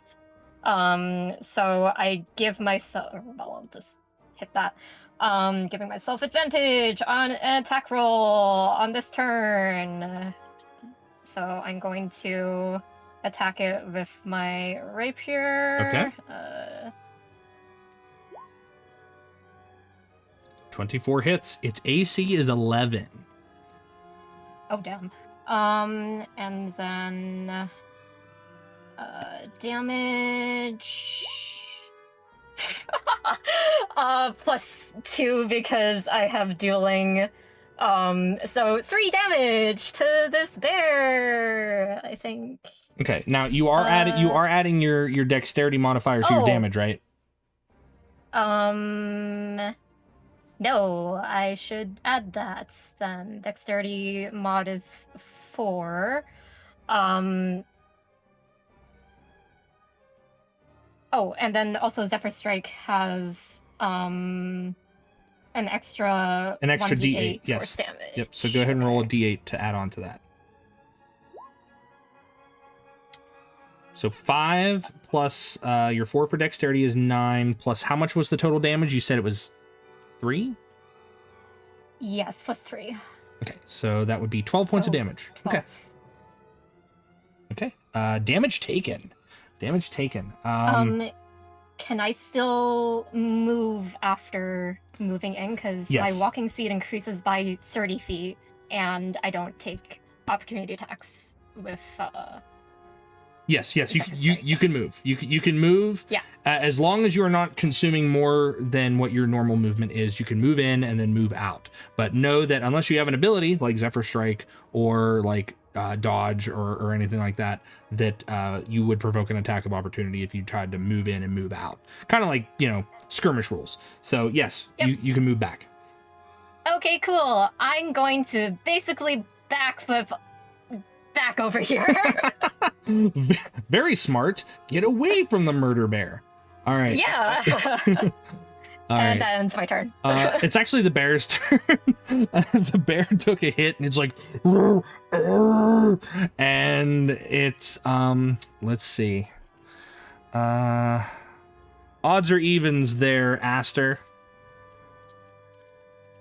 Odds. Okay. The bear took the hit and it's mad, so it's going to come for you. So he's gonna go 20 and another 20. He's gonna move in. He gets 2 attacks. He gets an attack with his bite and he gets an attack with his claw. So let's see. Bite first. A 9 I don't think hits you. No. And the claw? 23. I think a 23 hits you. Yep, that's gonna hit. But with your Zephyr Strike, does he have disadvantage? I Or you just don't provoke believe attacks. that just Okay. doesn't provoke opportunity attack. Yeah, that doesn't give them disadvantage. So Okay. Yeah. So he deals 8 plus he deals 12 points of slashing damage to you as his big paw rears up and goes down the front of you. But in this moment, I want you to make a knowledge arcana check for me, Aster, as it strikes you. 18. 18. You can see motes of arcane magic lingering on this bear, as if it's under the effect of something. You don't know what because you don't have a detect magic up, but you can tell. I yell, "Something's charming this bear!" And But that is take the damage. okay. That is the bear's turn. Next up is Fidelity's dad, who's still arguing with Fidelity's mom. And he's like, if you're gonna have to hold on to me, and she's like, oh, fine. And then they decide to they start making their way up the road, but they can't go very fast because, well, he can't see without his glasses. That does bring us to Fidelity, though. Fidelity, you see that something has distracted the bear and forced it to go out around the back of the house. You're still within the house, whipping up one heck of a storm with your whirlwind. But you hear Aster call out that something is charming this bear. Okay. I'm gonna dash out of here. Okay. Do you ever just panic cast Warding Wind? I can't say I have personally, but you know what? I think a time like that will come before I leave this mortal coil. Fair. Okay, 10, 30. I am dashing, so that's 60 feet, yeah? Yes. Okay, we're not going to use the full 60 because I don't feel like getting mauled by the bear quite yet. But, yeah. Yeah, that's what I got going on. Thank you. Okay, is it just movement? It's literally just movement because I had to use a dash, and I don't think I have bonus actions. You don't have bonus action I have bardics? I'm a freaking liar. Okay, yes, I have bardic inspiration. I'm not. I promise. I'm not trying to help coach the players, but you know we have 2 bards. You could always bardic. You can inspire. Hey, But feel free to do what you need to. Okay, thank you. Let's choose one creature other than yourself within 60 feet who can hear you. Can people hear me over the warding wind, though? So your warding wind, the exact descriptor of warding wind is that it deafens you and other creatures in the area. It extinguishes unprotected flames in the area. Oh no! It hedges out vapor, gas, and fog, and the area is difficult terrain for creatures other than you. So as you start to make your way out of the house, you pass by Brooke, and you would have been like, "Hey, Brooke," but instead it sounds like, and the wind is just, and now you're getting closer to everybody else, and it's, and the wind is whipping up. So it's a 10-foot radius from you. So technically, the bear is within it. But Aster is not. Aster's just right outside of it. Oh, great. Okay. It doesn't say. Well, it says that you are deafened within the area. But you could always just you could always drop concentration for free. But then you'll lose the spell. Okay. Yeah. Forget. All right. I. Drop it, absolutely mortified. And I'm sorry. no. And then I do some fun bardy stuff. Okay. Right. Since Yeah. Aster is closest, I am going to give you the bardic inspiration. Should definitely know what to do. Does that stack with bless, DM? Yes. Nice. Yes, it does. Okay. Creature gains 1 bardic inspiration die, a d6. Once within the next 10 minutes, the creature can roll the die and add the number rolled to any one ability.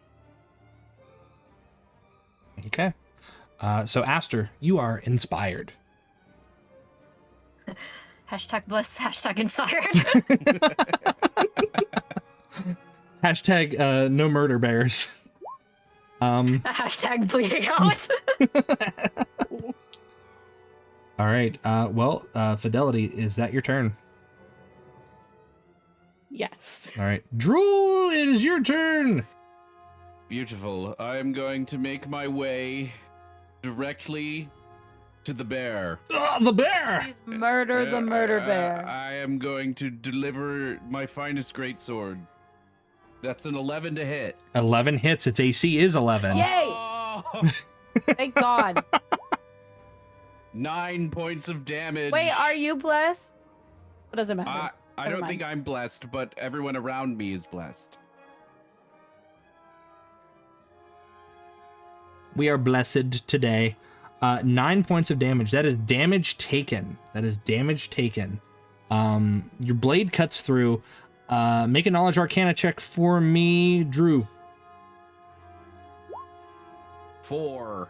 You don't know what's going on. It's a charmed bear, probably. It's just mad and angry. I heard that this bear was charmed. All right. I'm not. Let's see. What does bonus actions? Blah, blah, blah, blah. Nope, I'm good. That's all I can do. Okay. I'm not gonna run away. I'm not I'm gonna run away. Scared of no murder bear. All right. So, that brings us to Brooke. Brooke, you are over here. You hear your companions fighting. You hear them fighting the bear. You hear how angry the bear is. It's roar, roar, roar, roar. Did I hear? Go ahead. Did I hear Aster say there's something charming the bear? Yes. Okay. Well, inspiration's already happened. I already tried to insult it, so I think I'm going to try and perceive where something that is charming a bear might be. Okay. Make a perception check for me, please. It's all I can think to do in this moment. You could also give someone a bardic inspiration, couldn't you? I could. Who is inspired at this moment in time? I am already Aster is. inspired. Just Aster? Okay. Okay, maybe You I could try and inspire throw- Drew or Fidelity if you wish. Maybe I try to throw one of those real quick. Does it say how far away? I believe it's within 60 feet. 60 feet? Okay. I will try to inspire Fidelity. Okay. Uh-oh. Hold on. I was prepared for this 10 years ago when I played this character. You got this. Wait. I wrote it down somewhere. I just have to find where I wrote it in my stats. Inventory.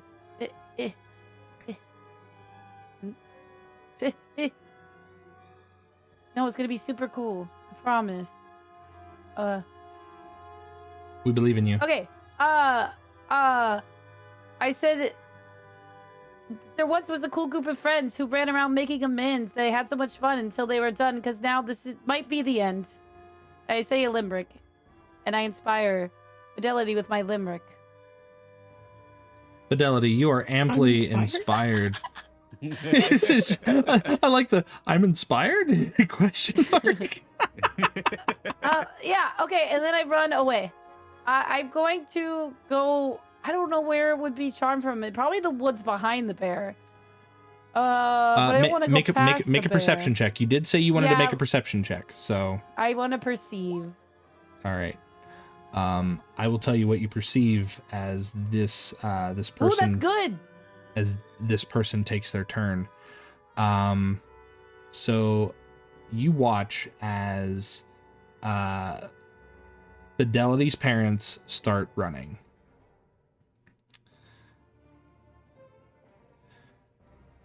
From behind them is a person. So they start running. And this person sneaks out of the woods, and you see this with a 22. You see this this gauntlet on their right hand that bears two rather long, sharp blades that are already dripping with blood. And they start to pursue. But that is the end of your turn, Brooke. Wait. If I have any more movement, can I go in that direction? How much movement do you have? You only moved like 10 feet, so I think you've got 15 feet of movement left. Okay. All right, that's my turn. Okay. That is your turn. That brings us to actually, it's going to bring us to Aster because I used that turn to move Fidelity's parents. So Aster, you are inspired. There is a bear in front of you and your companions, and it is very dead set on destroying what is around it. So what do you do? I'm going to hope that there's enough chaos with this bear. I would like to bite the bear. You're gonna bite the bear? I'm going love to that bite the bear. Okay. So. Are you? Okay. I'm supposed to use my con mod Okay. to bite the bear. Okay. Wait, hang on. I'm looking at bless and bardic inspiration. I'll use my bless as well. So So D4 from bless, D6 for bardic, and then whatever you roll.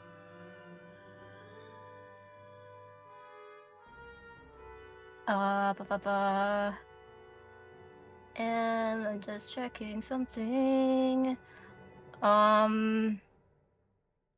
Okay, so my bite counts as a simple melee weapon that I'm proficient with. Yes. So that's 20 or like a 1d20, right? Yes. And then adding stuff? D20. Okay. So it's D20 plus your proficiency bonus, plus melee, which would be your strength mod, plus whatever your D4. You, honestly, with the D20 that you rolled, you can save your bless and your bardic because an 11 hits.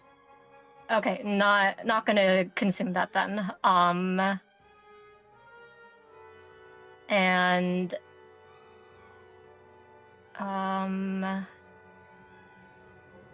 I deal 1d4 points of piercing. Oh my god. Okay, 1 point of piercing. And I add my con to the damage. Yes. And my con is 2, so that's 3 points of piercing. And I regain 3 points of damage. Okay. 'Cause I needed that. So, Aster, I was hoping that it wouldn't be this soon, but can you please describe what Drew and Fidelity see when you bite this bear? Yes. Oh boy. Aster, fully like covered in blood from the slash that they took from the murder bear. You see a glint of red come out from underneath the iron mask that they're wearing, and Aster opens their mouth, and you see sharp fangs at the corners of their mouth, and Aster lunges towards the bear, biting down on its arm. Amazing. Wonderful. So you fully lean into the depths of a kindred, and you in almost like a self-preservation protocol that looms within you, being this creature that you are, you bite into the bear, and you dig in. A bear has a very tough hide, and your teeth go through it like a hot needle through wet paper, and just into it.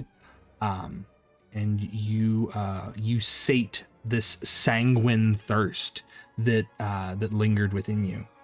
Do you do anything else on your turn, Aster? No, I cannot. Okay. All right, so someone bit a bear, and now it is the bear's turn. The bear is going to let's see. Odds or evens there, Drew? Even. Okay.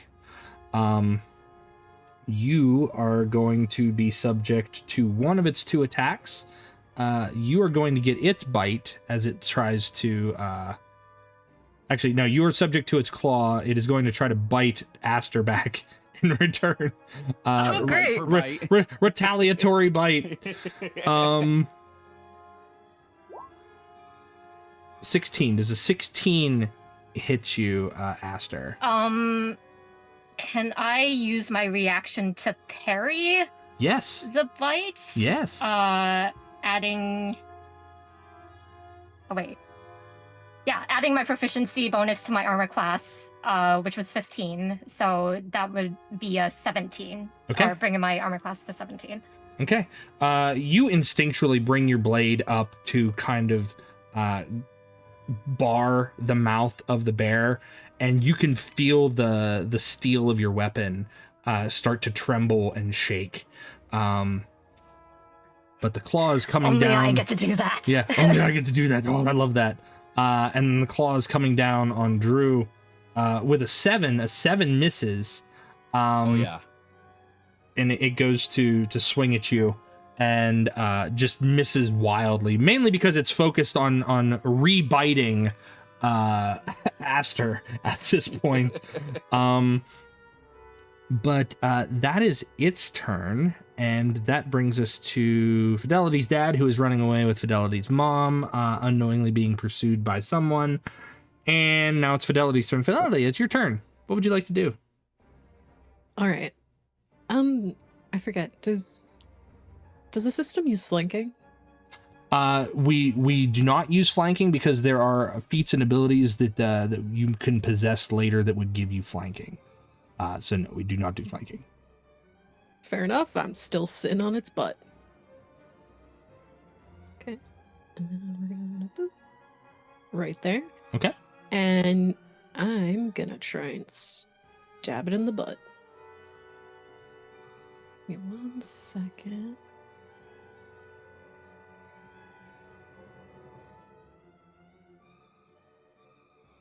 Here, where are you?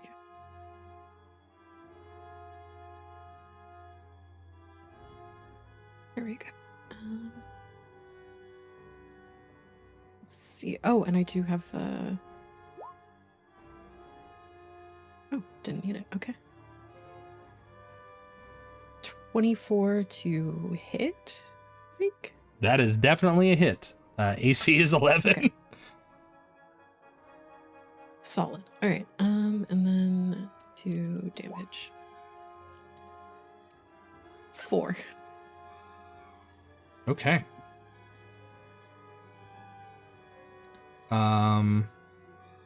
Is that adding your dexterity bonus to damage also? 1d8 plus 3. Let me see. I think it's 4 piercing damage plus. Okay, so it's only 4 base piercing damage, and then plus 3, so it'd be 7 points. Oh, awesome. Okay. Thank you. Well, actually, no, it already added that in. It says 1d8, so it looks like you rolled a 1 on the die, and then it added the 3. Okay. Oh. So it already added that for you. Radical. Okay.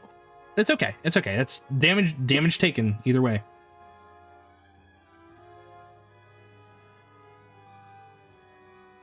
So, in any case, anything else for your turn, Fidelity? Oh. Okay. I can still do a bardic inspo. Can I see Drew around the bear?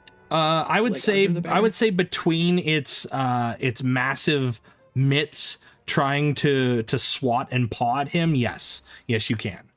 He is a large dragon man, and it is a large bear. So, but yes, you can see him. All right, Drew. I play you a little something on the pan flute with one hand, rapier in the other. As a bard will do. have some inspo. Get inspired. All right. And is that your turn, Fidelity? Yes. All right. Drew, it is your turn. You are now inspired, and there's a bear. Hell yeah. All right. Was that kickstart my heart? All right. I'm going to I'm gonna hit it with my big sword. Oh, that's an 8 to hit, but I'm gonna add my bardic inspiration, which is a D6. Okay, go for it. Hold on. Is it D6 or D4? It's a D6. I believe. Bardic's are a D6. It's his bless that's a D4. That's a 12, All right, and a that's 12 will hit. 12 hits. All right, your Bardic is gone. Yep. So that's 9 points of damage. Okay. Damage taken. The bear is angry. Bear is angry. Angry. How's the bear looking? You would have to make a medicine check to determine that, sir. But you've already made an attack. I've already made an attack, so I can't really. In the heat of an embroiled combat, you cannot really assess the That's fair. physical nature of a creature. Like if you're further back, you're like, oh, he looks pretty bad. But this one's trying to kill you actively. Right. So well, I don't know if you can focus. I'm trying to kill it. True. So he's got to deal with me. All right, that's cool. All right, that's my turn then. I'm not aware. Real quick, we are not aware of the man chasing the parents. Correct. Okay, good. Just checking. Yeah, you're not aware. Brooke is. He sees it. But speaking of Brooke, it's your turn. Oh. Does it cost me anything to yell? There's a man. Yeah, yelling's a free action. There's a man. He's got a glove. I'm going after him. And I'm going to chase the man. You're going after him with no spell slots? Oh, I love this. Okay, go for it. I've got tricks up my sleeve. I believe in you. What is my walking speed? 20 feet? 25. 25. Oh, good. More than I thought. 20. There we go. 25.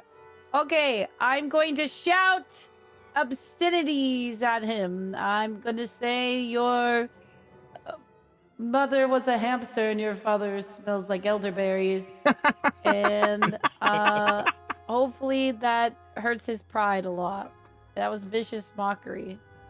Okay. He needs. Computer is chugging slowly. Cantrips.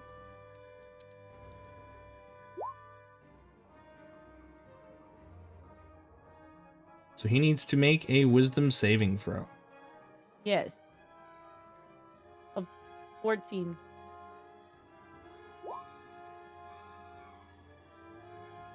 You got a 21. God damn it.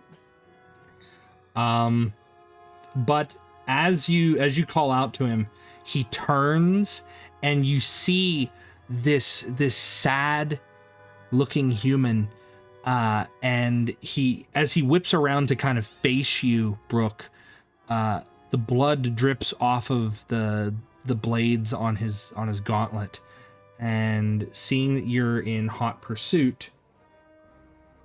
We're going to pause as the Raiders come in. Welcome, Raiders. Hi, Raiders.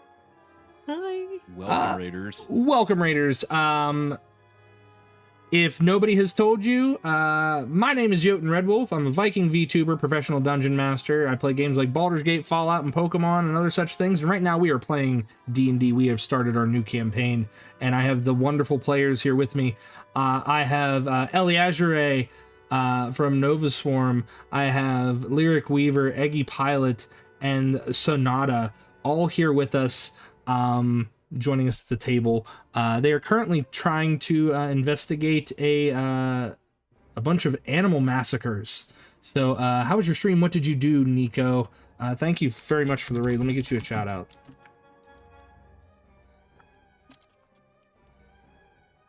There we go. The castronauts related. But guys, feel free to hang out, stick around, and we're gonna continue on with the game here. You're all more than welcome to stick around. You're not required to. Hold on. What's my usual spiel? It's been so long since I streamed. You know, you're not required to stick around. We appreciate it if you do. Nico, thanks for dropping the kids off at the pool. We'll take good care of them. And Adam Yowlington, thank you for the follow. All right. Back to it. You see that there is a sadness in this man's eyes. There's a hatred that's there, and as you draw his attention, is there anything else that you are able to do? You've double moved. Well, you've moved, and then you've cast your spell. Is there anything else you can do, Lyric? Brooke.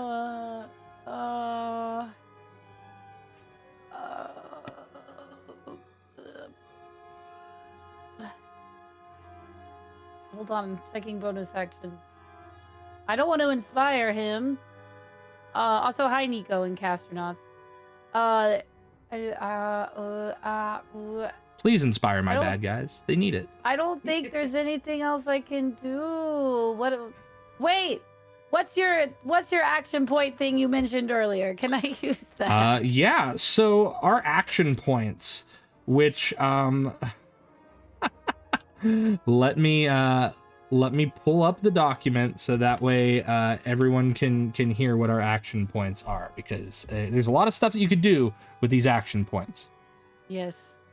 So, action points. These are not inspiration. You can spend action points to improve attack rolls. You can use an action point once in a round.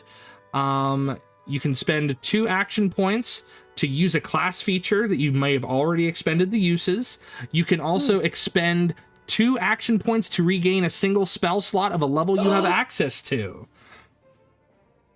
I think if I do that one though, I already did my action, so I would have to use it next turn though. Yes. Right? Or can I? Well, okay, so you would be able to spend your action point, right? And well, you'd spend 2 action points to regain a spell slot. You would have access immediately to that spell slot. If you have the ability to use a spell in this current turn, you can do that. But if you do not, then you cannot. Okay. Can I try and no, I already used the cantrip. Damn it. Okay. I will. All right. I don't think there's anything I can do now because I'm completely out of. I'm out of actions too. So, and I don't think I have any spells that are bonus actions. So I think I'm just gonna have to wait till next turn. Okay. That brings us to the beginning of the turn. You watch as your minute distraction, Brooke, was enough for Fidelity's parents Good. to get away. Yay! The figure looks back to the direction they went, looks to you, spits on the ground, and runs off into the woods. Oh.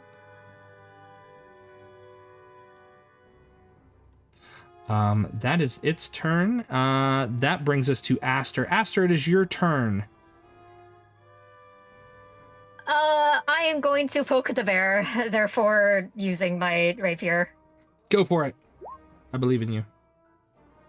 24, that's a hit. 24. I got all the modifiers and stuff, I think, in there. Okay, this time, 10 damage. 10 damage. Okay. You stab the bear, and it lets out this very angered roar, and off in the distance you hear a very shrill whistle. The bear's head almost immediately snaps to attention, because it is next in the turn order unless you have anything else to do to it, Aster.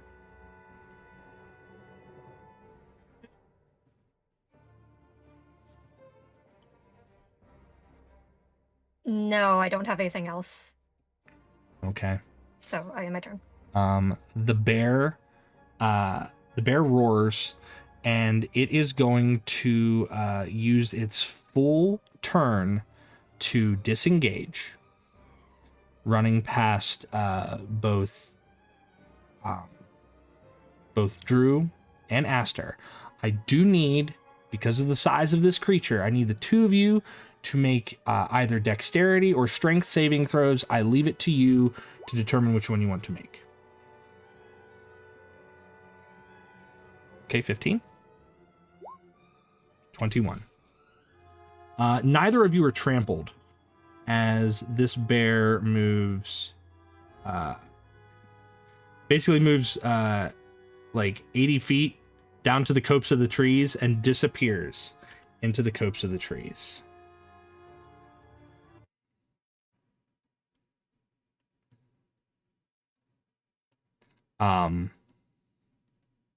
So what do the four of you do? I immediately alert everyone to what just happened. That the man, I saw him. I think he was blonde. He was sad. He went into the woods. He's controlling the bear. Do we go after him?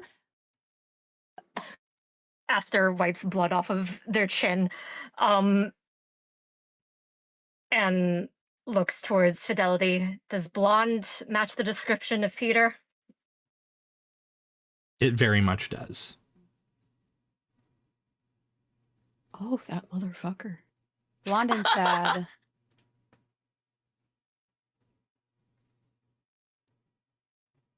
But I was able to distract him from pursuing your parents at the very least. Thank you. Appreciate that. Oh, what do we do? I don't know about you guys, but I don't think we're well equipped enough to finish the job right now. Yeah. No, I need to recover my magical abilities for the day. Wait, also, which of us saw Aster bite the bear? That would be Fidelity and Drew.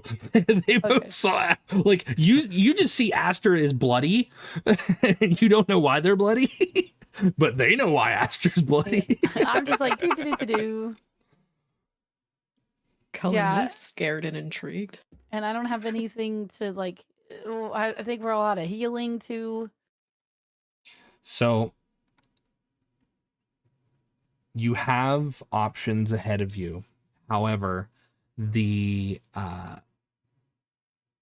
harsh reality is you know who's doing this, and you know that knowing that they have opposition in the form of you guys,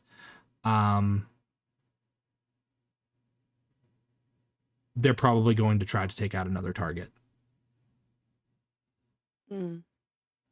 You can either rest and hope it doesn't happen again, or pursue and stop the problem at its source. Without resting?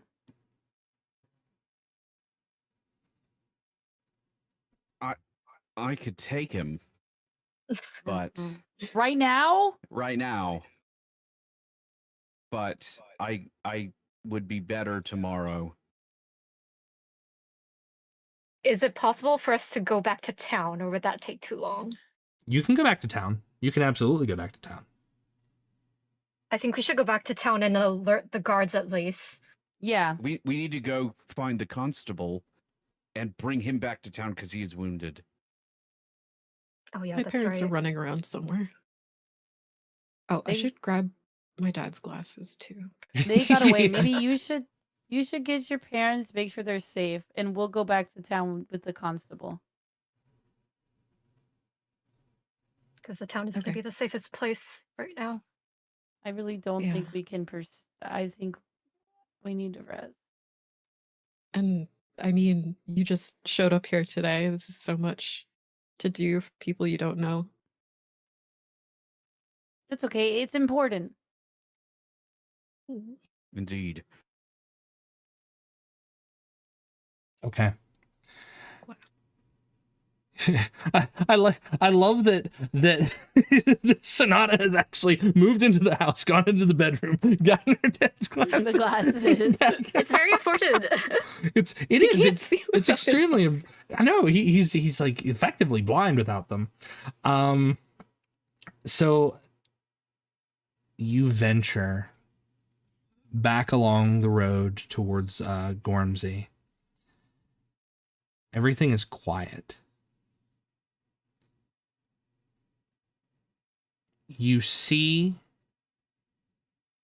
your parents off in the distance.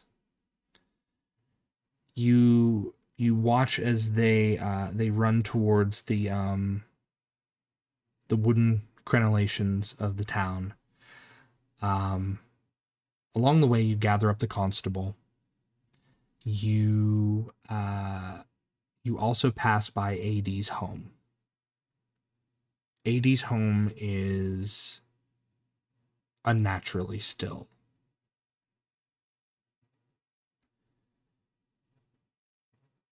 I need everyone to make a single perception check for me, please.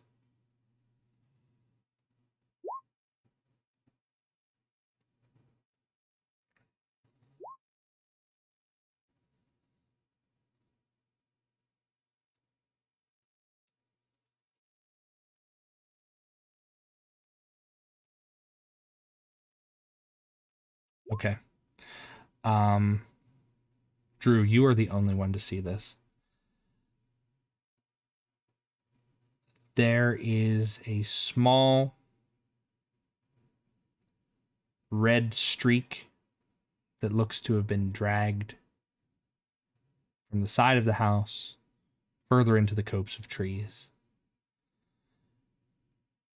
It's no mystery what has happened here, but you see that there is a crossbow that has recently been fired.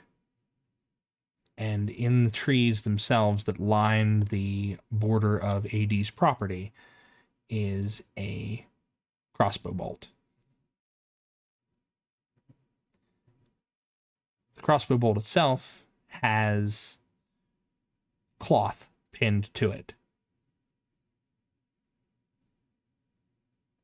And although AD told you that he would never get that lucky again, it looks like he got lucky enough to get off one last shot.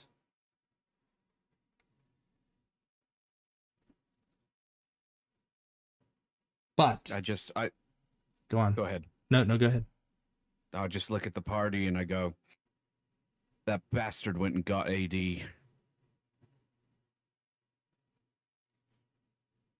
Aster sighs. Oh, Well, we're not in any shape to get revenge for him. Not yet, anyway.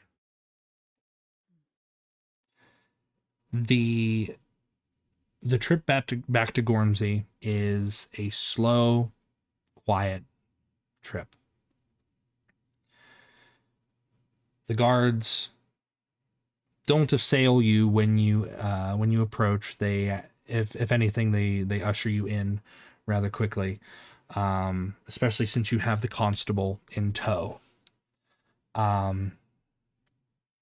Once he gets to the main portion of the gates, he begins barking orders to his men to secure the city, or to secure the village,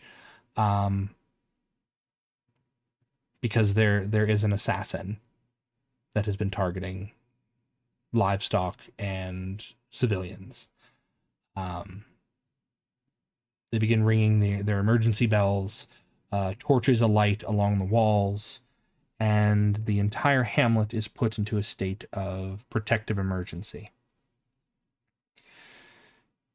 You're all given free room at the inn for what you've done. Fidelity, your parents are already within the inn. You are able to return your father his glasses should you need to. okay. Yeah.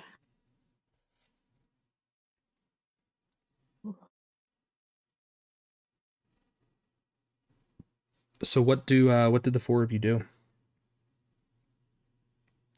Do we, or should we tell the rest of the town people about Peter? Mm-hmm. Yeah.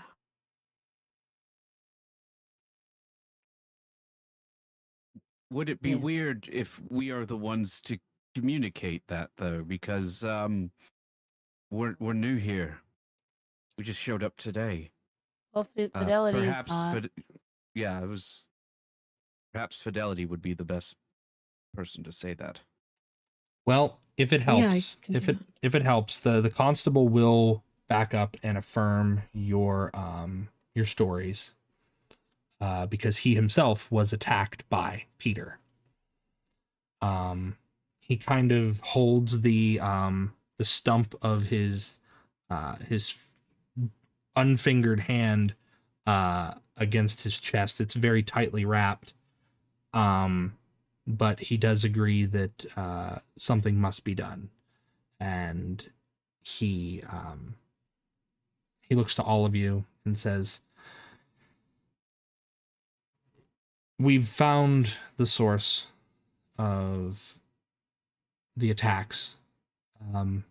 Peter is not a dumb man. He's not going to attack the wooded walls. I'll send my men out to gather the farmers on the outlies and bring them within the safe confines of the walls. And although our manpower is low, we know where he tends to hide. Rest up. You've done more for this town than what we've expected you to."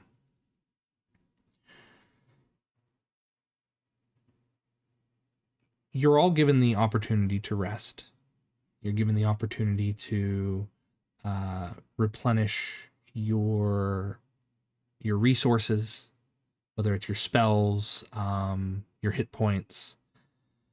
And as night falls and another day passes, there is there's a calling of the guard. As you stay at the inn, the garrison is not that far from there. In the morning, you overhear some of the guards talking, and as you are given the opportunity to just kind of overhear it, and since you've assisted with this already, they don't mind you overhearing. Peter is gone. He has fled. They found his cave empty. Very few of his belongings gone with him. And they said he's fled over the mountains. Gormsey, for now, is safe, at least from the threat of an assassin 20 years in the making.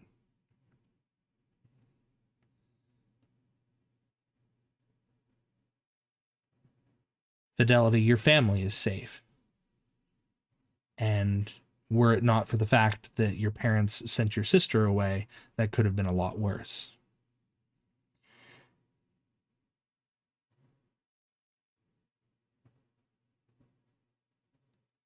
Given the information that Peter has fled and is no longer in his cave on the outskirts of town,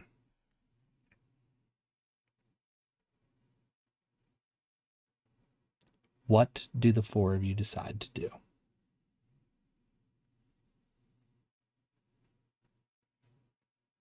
Now, the mountain that he fled towards or over, is that in the same direction as what our original party was Yes. heading towards? Yes.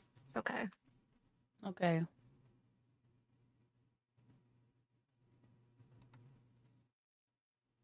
Well, looks like we'll have to catch up to him eventually then, Hmm. and then we'll deal with him When the time comes. eventually. Fidelity, are you staying in town or? I don't know. I can't leave this unresolved. I mean, Mercy can never come home until this is finished. Mhm.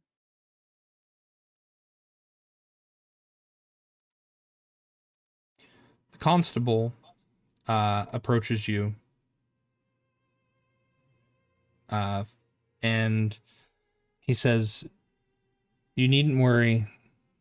Um, you and your family are safe here. Your sister is safe a few towns over. I will personally make sure that that nothing happened to either of you or your family."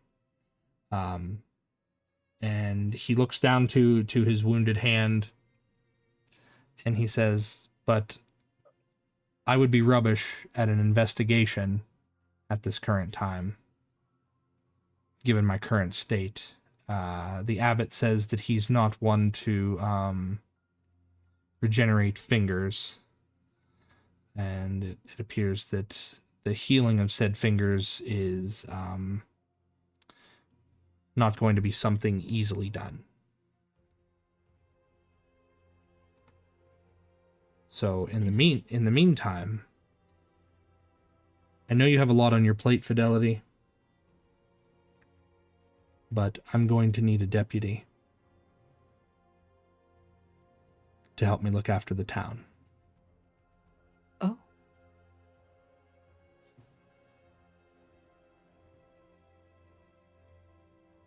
All right. Okay. I mean, you put an owlbear to sleep. I think you could do anything. You've proven more than Hey. capable. Says the person who bit a murder bear, but okay. What? Aster looks away. But I'm going to need a deputy, and if you wouldn't mind, I would be more than happy to have you with us.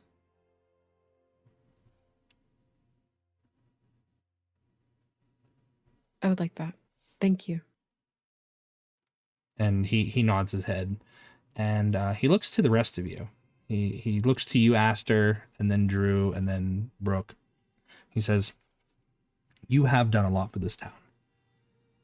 And while the Baron has put out the bounty for the orcs in the area, I believe that this money would be better spent to those who have sought out a truer harm to our town." And he procures a bag of 1,000 gold coins. Woo!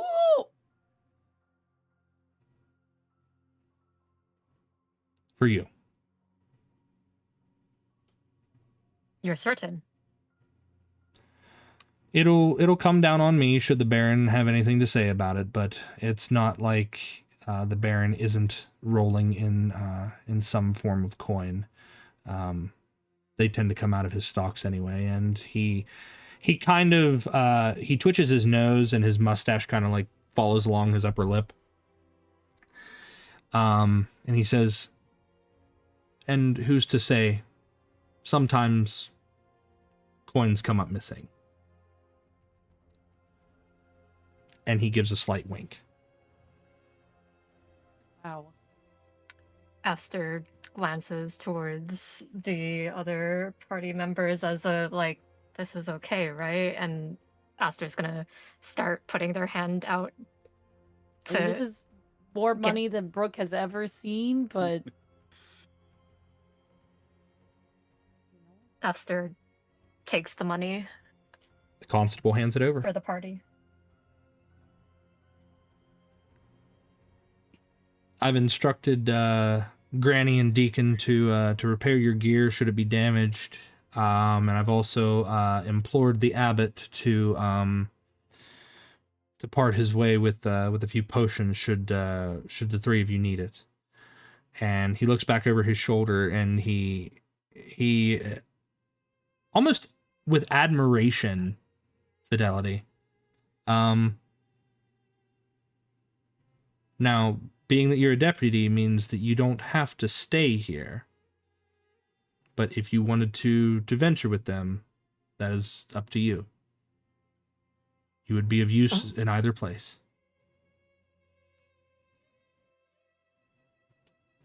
I mean, the three of you want company?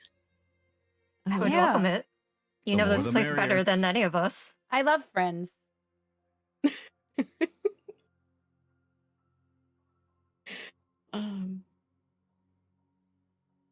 Where are you going, actually? I never really asked where are you going. What are your plans? I was just like, oh, an owl bear, and then Where there you where are. you going? What you doing? Hey, what you doing later? Well, I had heard there was a bounty of 1,000 gold Mhm. to kill some orcs, but seems like that's taking care of itself. So I think I have a new mission. We have a new mission. Yeah. Mm. Well, if you'd have me. I think we would like that. You're more than welcome. Thank you. As Ugh. the camera slowly pulls away and gives us a bird's eye view of the small hamlet of Gormsey, it peels further back to show the state of the farms, all of which seem quiet in their abandoned states. But in that quiet, there's a form of peace, a peace of mind, a peace of self, a peace of comfort that follows a successful mission. And that, I think, is where we're going to end for today. Yay! Yay. First session!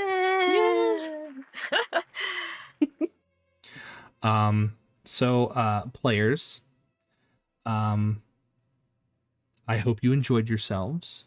I This- did. Yeah. Mhm. Yeah, that was fantastic. Amazing. Yes. Cool. And Deputy Fidelity. Deputy For deputy. For deputy. Deputy. The depth. I'll make you like a little badge or something. Yeah. Oh, no. Get a little sheriff's hat with a badge. Originally, I say this because I have my players at the table. But this is not the full permanent crew, obviously. The part of the permanent crew. We made room for Sonata because Sonata, everyone's availability is different, so we're not calling out Sonata particularly, but we worked around this to make room for Sonata's schedule to overlap with everyone else's. Sonata, would you be able to join us for one more, or would this be it? No, I wanna come back if that's okay. We'll have you. Yay!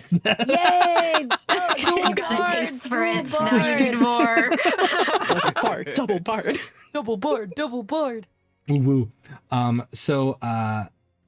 I know in chat they're asking, will this be an every Wednesday deal? So for right now it is, but we are looking at every other week because of player availability, and we're all streamers, so I don't want to monopolize everyone's week. Obviously, we can hop back in at any given time. The other player who's playing with us, Liar, who was in chat at some point. Yes. I hope they're still here. If not, that's okay. But they aren't able to join in right at this moment, so that would give us time to get Sonata in for another one. And if everyone is available same time, say the 25th, Is that okay, or is that too far out, or what are we able to do? I think We- that's perfect. We have a That's fine concert with me. that day. Just kidding. We're going to Oh. a concert Oh. that day. Oh yeah. Well, I know we don't want to make it an every week thing, but is the 18th too close? I can do that. I can do that. That's fine with me. Yeah, that's fine. Okay, so we'll pick up part 2 of the horror at Gormsey next week. Yeah. Yeah. All right, but no, I want to thank my players. I want to thank Ellie and Lyric and Eggy and Sonata. You guys were fantastic. So let me give. Hell yeah. Thank you, Jotun. This has Thank been you, lovely. Jotun. You're an amazing. Thank you for DM. hosting. You're fantastic. Don't call me amazing until you see what I can really do. This is just part 1 Oh no. of a longer game. Let me I'll have to send you more backstory. That's fine. Send me all this stuff. And look, Sonata got bit by the D&D bug. Not that she hasn't played TTRPGs before, but It happens.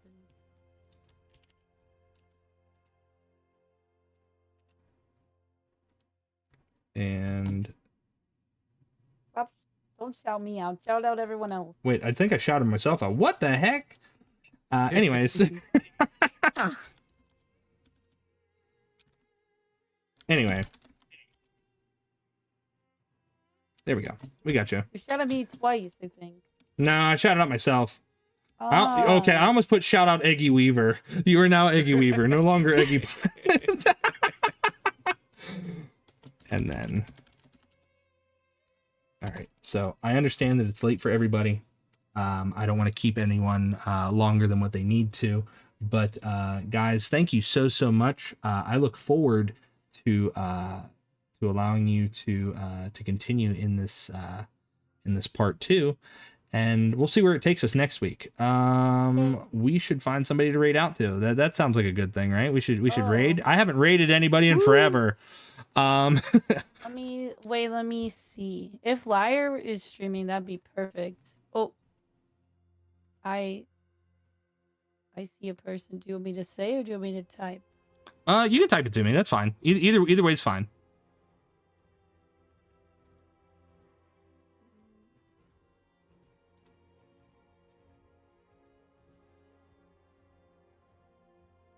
Sent. Oh yeah, absolutely. We're gonna go say hi to Hershey. We love Hershey here. So again, thank you to my wonderful players. Thank you, chat. I'm gonna go through really quick. Cat Meowington, thank you for the follow. Nico, thank you for the raid. Wiki 101, thank you for the follow. Liar, thank you for the follow. Super Hydration Man, thank you for the follow. Unrivaled Dragon, thank you for the sub, and thank you for the follow. Lyric, thank you for the resub. Eggy, thank you for the resub. And that's everything, right? Yeah. Okay, so cool. We're gonna read out to Hershey. Friends, just as a reminder, please be polite to the streamer we're about to drop in on. They might be in the middle of something and may not be able to respond to us right away. I'm sure they'll get to us if they can when they can. If you like the streamer's content, please give them a follow. If you really like their content, give them a subscribe. You're not required to do either, but do remember a follow is free. All right. I will be back. Well, we'll be back with this game next week, same time. Keep up on my socials. I will give you guys updates because I will be running actually 2 more campaigns in this same world, counterminous with this current game. So keep an eye out on that. And in the meantime, guys, stay safe, eat well, stay hydrated, and we'll catch you in the next one. Say goodbye, everybody. Goodbye, everybody. Bye. Bye, everybody. Bye-bye. Mom.